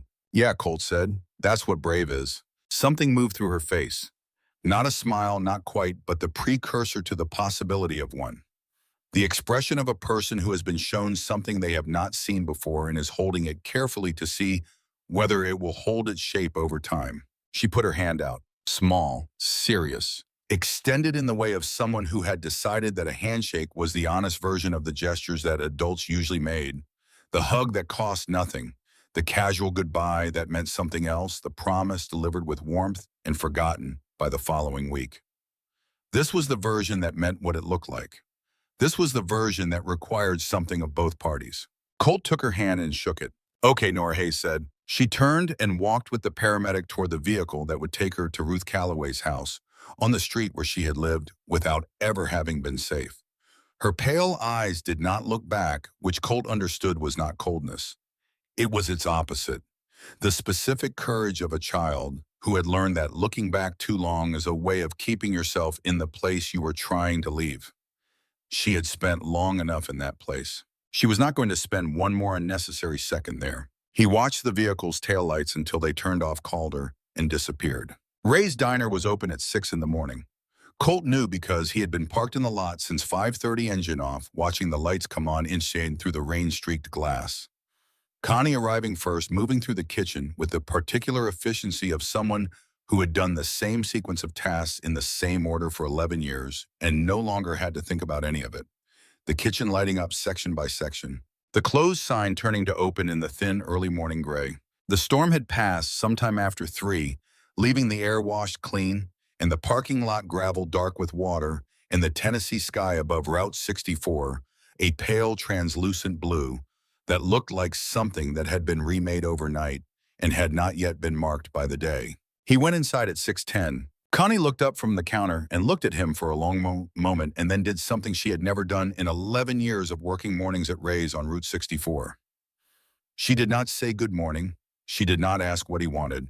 She turned and walked to booth 9 at the back of the diner and set a mug on the table and turned back toward the kitchen without looking at him again. Booth 9, the last booth in the row, the one with the burned-out light above it that nobody had gotten around to replacing. The dimmest corner in the diner, or in my eyes, the booth where it had started. He sat down. He wrapped both hands around the mug and looked at the scratched surface of the table and the worn wood and the accumulated texture of a place that had been holding the weight of people stopping here for a very long time. And he drank his coffee slowly and let the morning do what mornings do. The diner filled around him the way Ray's filled in the early morning, with the quiet, gradual arrival of people who had somewhere to be and were stopping here first. Early shift workers with their thermoses already in hand, stopping for a hot plate before the long day. A trucker at the counter with a newspaper he was not reading. An older couple who sat at the far end and ordered eggs without consulting the menu. The ease of people who had been coming to the same place long enough that the menu was something they carried inside them rather than on the laminated board. Ordinary morning. The television in the upper corner showed local news on mute captions, running in their slightly delayed way across the bottom of the screen. He watched his own name appear in the text crawl. Biker group, federal investigation, Millhaven arrests. He read it once and looked back at his coffee. Hatch came in at 6:45 and slid into the booth across from him and took the second mug that Connie had apparently anticipated and set across from the first without being asked. They sat. Rex drove out this morning, Hatch said. Said to tell you something, but wouldn't say it to your face because he thought it would make him sound like something he wasn't comfortable sounding like. What is it? Said the last time he felt like something actually worked the way it was supposed to work was a long time ago. Hatch drank his coffee. I'm conveying, not endorsing. Colt almost smiled. It was the closest he had come to it in 2 days, and the almost was real. Tell him I heard him. The morning light was doing something to the diner windows. the early sun catching the rain-streaked glass and breaking it into small, irregular fragments of brightness that moved across the floor, slowly following their own logic, illuminating the warped planking and strips of warm gold that shifted as the light strengthened and the angle changed. Colt watched the light move. He thought about Aaron. Not the way he usually thought about Aaron, which was as a fact that had to be managed, a weight that had to be carried with a certain deliberateness, so it did not tip you in the wrong direction when you were not expecting it. He thought about Aaron the way you think about someone who was real, who had a specific laugh, who had been 17 years old and had existed completely before the world was allowed to take him. Aaron. He let himself hold the name without bracing against it. He let it be what it was, which was a name, which was a person, which was a brother, which was a loss that was real and that had shaped everything that came after it, and that did not need to be managed in this particular moment, because this particular moment was one of the ones where the weight was something he could sit with rather than something he had to actively resist. He sat with it. The morning light moved across booth 9 at its own unhurried pace, indifferent to everything happening in the room, doing only what morning light does in every diner, in every town, along every highway in the country, which is arrive and move and illuminate the ordinary texture of things and eventually become something else, as the day decides what it is going to be. "What's next for you?" Hatch said. Colt wrapped both hands around the mug and looked out the window at Route 64. Outside, a truck went by with its load strapped tight and its lights already off in the morning brightness.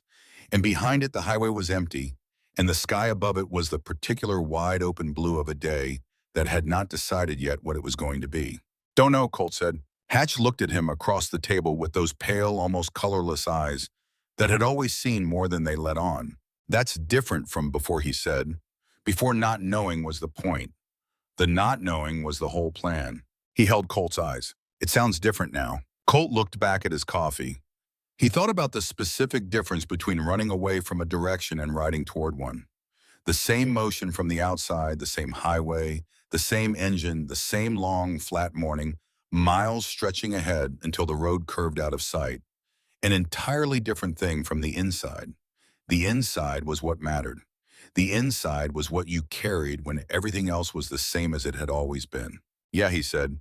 "Maybe." Connie refilled both mugs without being asked, moving with the particular economy of someone who has been reading tables for 11 years and knows exactly when a mug needs attention without looking directly at it. She set the carafe down and did not move away immediately, and Colt looked up. She was looking at him with the expression of a woman who had something to say that existed outside the normal vocabulary of the transaction between them, outside the order and the refill and the check and the "have a good day." "She's okay," Connie said. "Yeah," Colt said. "She's okay." Connie pressed her lips together, once nodded with the economy of a woman who had spent a lifetime not spending more expression than a moment required, picked up the carafe and went back to the counter without another word. Colt watched her go and understood that the county line call and the 8 months of silence and the clipboard visits that ended with nothing and the genuine exhausted wretchedness of "what am I supposed to do?" had just been in some small and insufficient and very human way answered. Not absolved. Not erased. The 8 months were still the 8 months, and the 3 filed reports were still the 3 filed reports, and the bruised ribs were still the bruised ribs, and all of it was going to have to be carried by someone for a long time. But answered. The diner hummed with its own life. Low music from somewhere in the kitchen. The clink of dishes being stacked.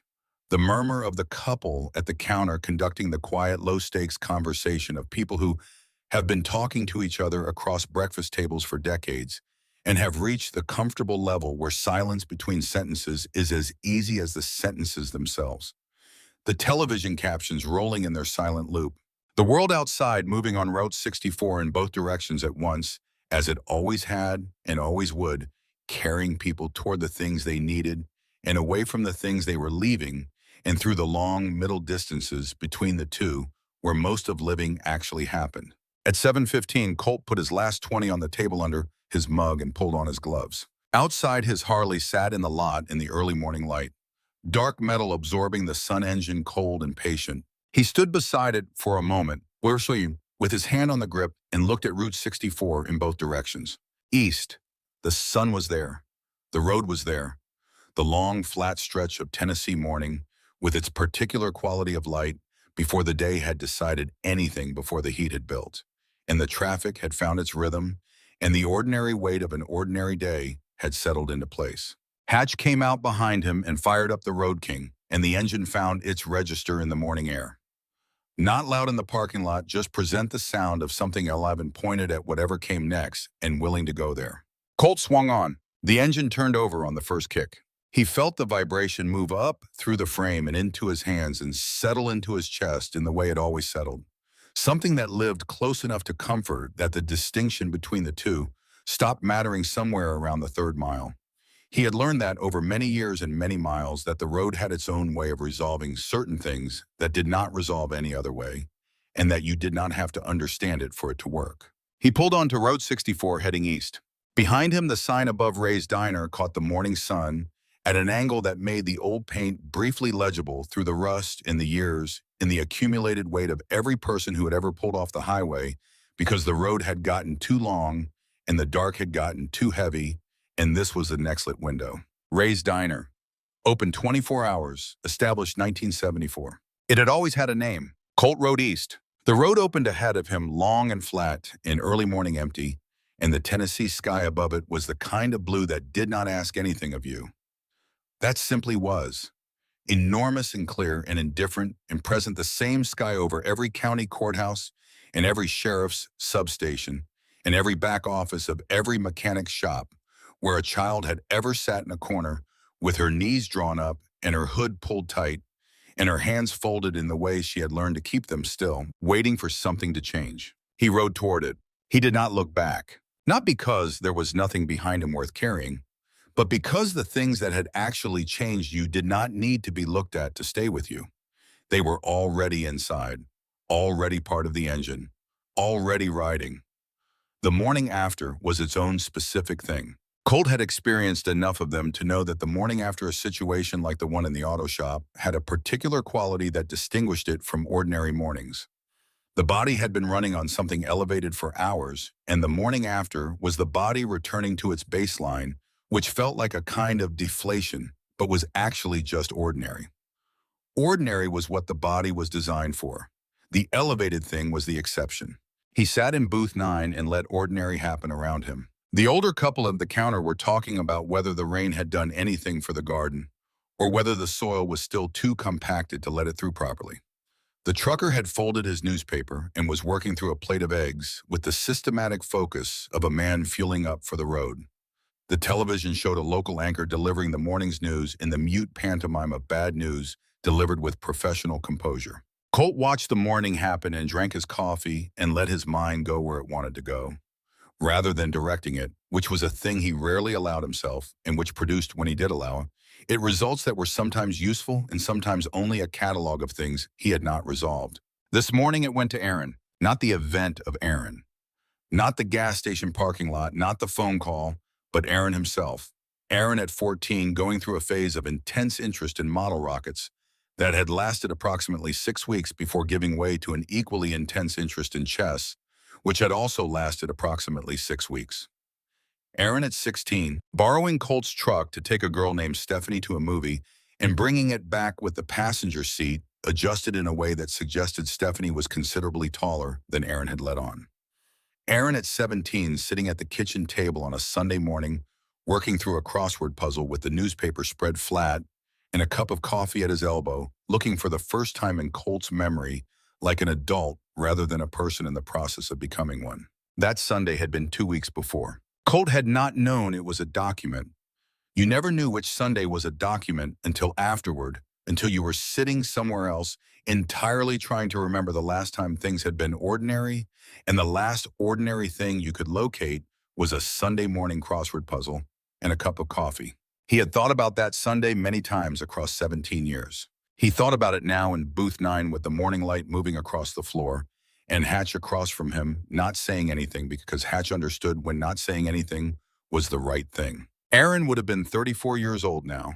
Colt tried occasionally to imagine what 34-year-old Aaron would have looked like, what he would have been doing, whether the rockets and the chess and the crossword puzzles would have resolved into something, or whether he would have remained the kind of person who moved through interest with deep temporary intensity, which was its own valid way of being in the world. He could not get the image to hold. 17 years was too long and the material available was too sparse, and the imagination kept sliding back to the Sunday morning crossword and stopping there because that was where the reliable material ended. He had come to understand over time that this was not a failure of imagination. It was the accurate shape of loss. The loss of the possible rather than the actual.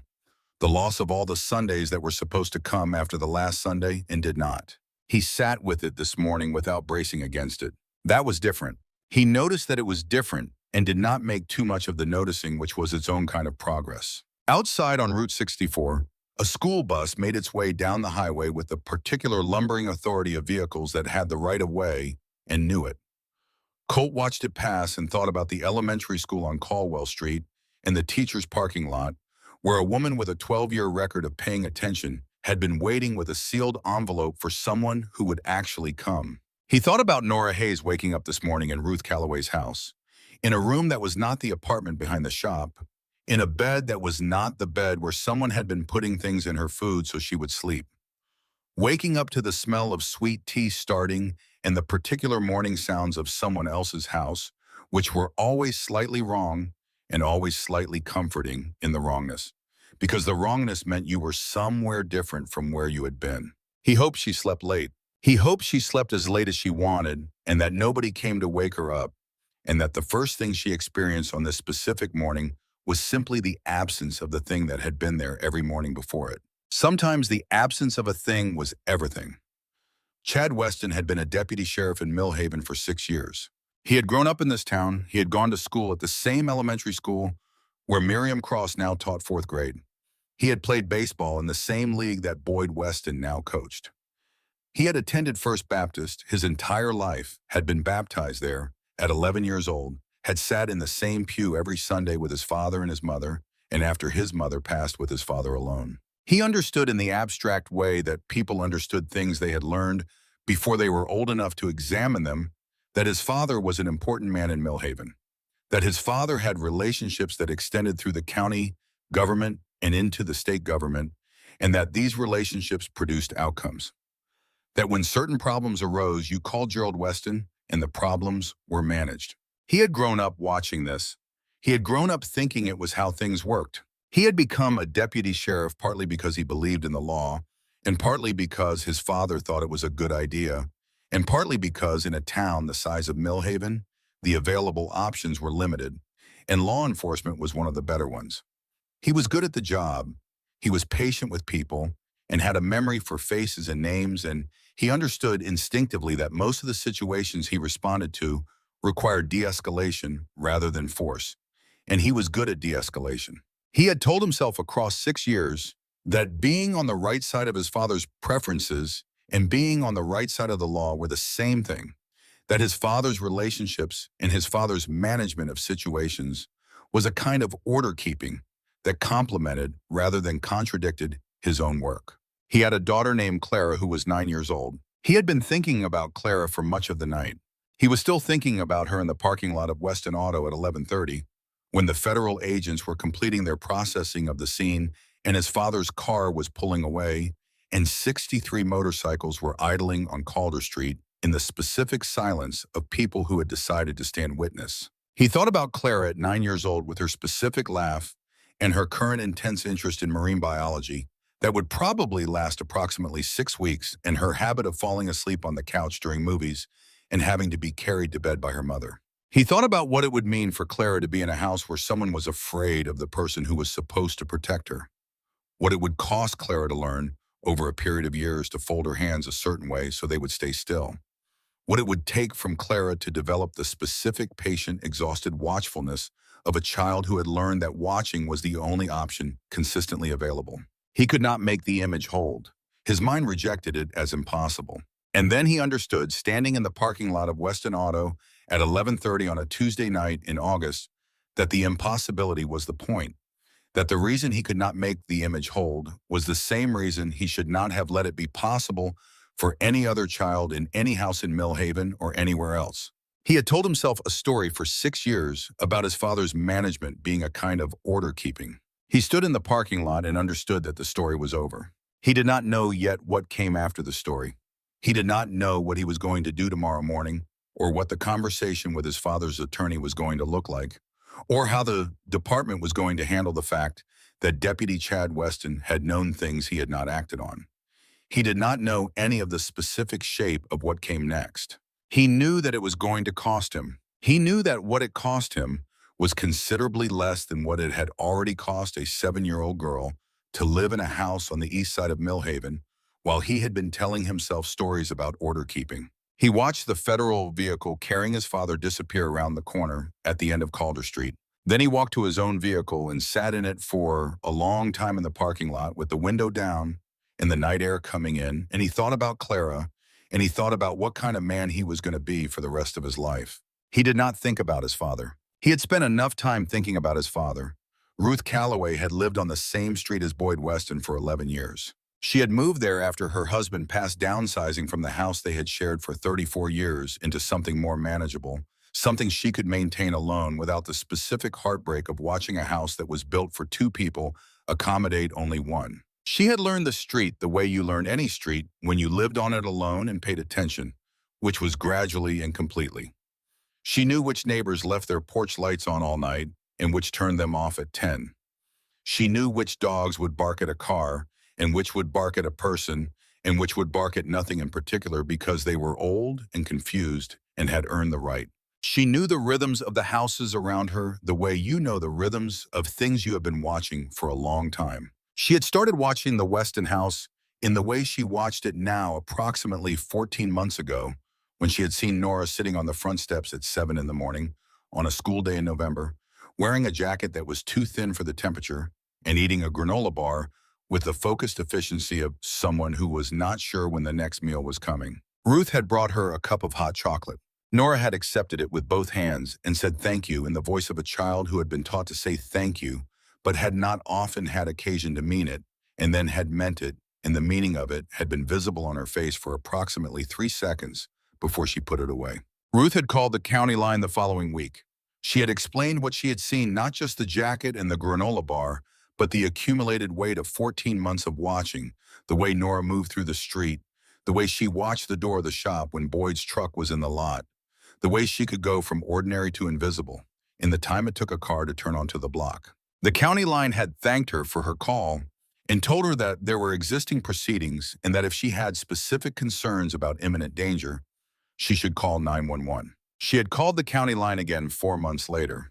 The county line had told her the same thing. She had gone back to watching. She did not know what else to do.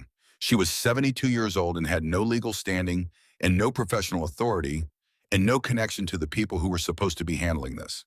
She had 2 hands and a working phone and the ability to pay attention, and that was what she had. She had used what she had. When the federal placement worker had called at midnight and asked if she was willing to have Nora come to her house that night, she had said yes before the sentence was finished. She had gotten up and put the kettle on and made up the spare room with the quilt that had been her daughter's when her daughter was Nora's age, and she had sat at the kitchen table and waited. The car had pulled up at 1:15 in the morning. Nora had gotten out with the paramedic and stood on the sidewalk and looked at the house for a moment with those pale, serious eyes that Ruth had been watching from across the street for over a year. Then Nora had walked up to the door, and Ruth had opened it, and Nora had come inside and stood in the kitchen and looked at the kettle on the stove. "Is that for me?" Nora said. "Yes," Ruth said. Nora sat at the kitchen table. Ruth made the tea and poured it into a mug and set it in front of her and sat down across from her and did not say anything for a while. Nora held the mug in both hands. They sat together at the kitchen table in the 1 in the morning, quiet of a house that was not the apartment behind the shop, and the tea steamed between them. And outside the storm had finished, and the street was quiet in the specific way that streets get quiet after a long rain, when everything that was going to happen has happened, and what remains is just the world going about its business in the dark. "You can sleep as late as you want," Ruth said. Nora looked at her. "As late as I want, as late as you want," Ruth said. "There is nowhere you need to be." Nora looked back at the tea. She appeared to be processing this information carefully, comparing it against something.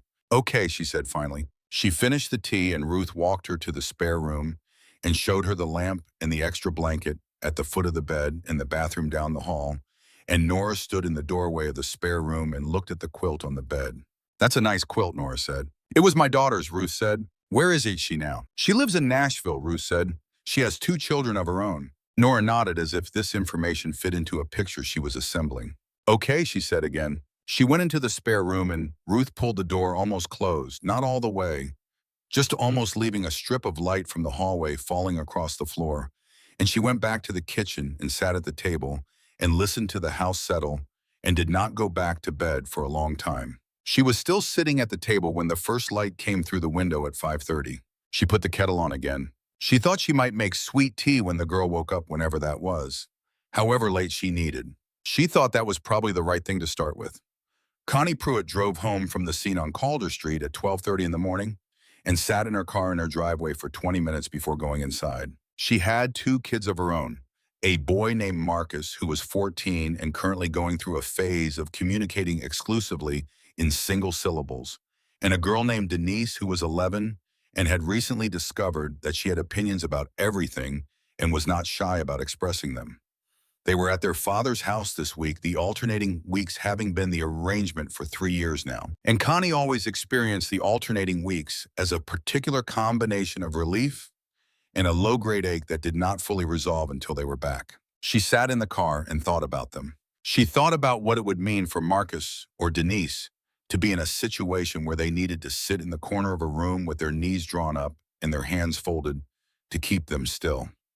She thought about what it would mean for either of them to learn the lesson that Nora Hayes had apparently learned, which was that telling someone about a bad thing happening was something you did, knowing that nothing would come of it. That you did it anyway because the alternative was not telling anyone, and that you folded the hope up small enough to fit in your chest where it would not show. She could not make it fit. Her mind would not accommodate the image, which was she understood the privilege of a parent whose children had not had to learn that particular lesson. The privilege of the ordinary. She had called the county line 8 months ago and been told that a visit would be arranged. A visit had been arranged. She had watched the visit happen through the window of the diner, had watched Boyd Weston's truck pull up, and Boyd help Nora out of the passenger side and walk her inside. She had watched through the plate glass as Boyd made the woman with the clipboard welcome, had watched the ease of a man performing competence and warmth for an audience he knew was evaluating him. She had watched Nora sit in the booth nearest the door and not eat the piece of pie Boyd had ordered for her. She had thought about saying something to the clipboard woman as she left, had stood at the counter with a pot of coffee and considered it and then not done it because she did not know what she would say. That would sound like more than the word of a waitress against the word of a man who coached youth baseball and attended First Baptist and had just spent 40 minutes being charming and helpful to a county official. She had poured coffee and not said anything and gone home that night and not slept and gone back to work the next morning. That was 8 months ago. She had not known what else to do. She had done the things she was supposed to do, and the things she was supposed to do had not worked, and she did not have access to the things that might work instead. She had not known that the things that might work instead were going to arrive on a Harley on a Tuesday night and order just coffee in a voice like gravel in a concrete mixer. She sat in her car in her driveway at 12:30 in the morning and thought about that. She thought about the specific quality of the silence in the diner when Colt Briggs had walked through the door, the involuntary collective quiet of a room that had decided without discussion to make itself smaller. She had seen that happen many times across 11 years, had learned to read it as a particular kind of signal about a particular kind of person. She had also watched him wrap both hands around a coffee mug. Both hands. Not one hand with a casual grip the way men held mugs when they were comfortable and had somewhere to be. 2 hands the way you held something when you needed the warmth of it, when the holding was the point as much as the coffee. She had seen that too and had made the assessment she made about people who came in alone at 9 on a Tuesday with 2 hands around a mug and nothing to say. She had left the carafe within reach. 11 years of reading people across a counter. She got out of the car and went inside and checked the locks and went to bed. She did not sleep immediately. She lay in the dark and thought about a 7-year-old girl waking up tomorrow morning somewhere that was not the apartment behind the shop. And she thought about the county line call she had made 8 months ago and the one she had not made in the months between. All the individual Tuesday nights when Nora had sat in booth 9 with her hands folded and Connie had brought her a glass of water and not said anything because there was nothing to say that she had not already said into a phone 8 months ago with no result. She thought about all of that Then she let it be what it was, which was the past, and she went to sleep.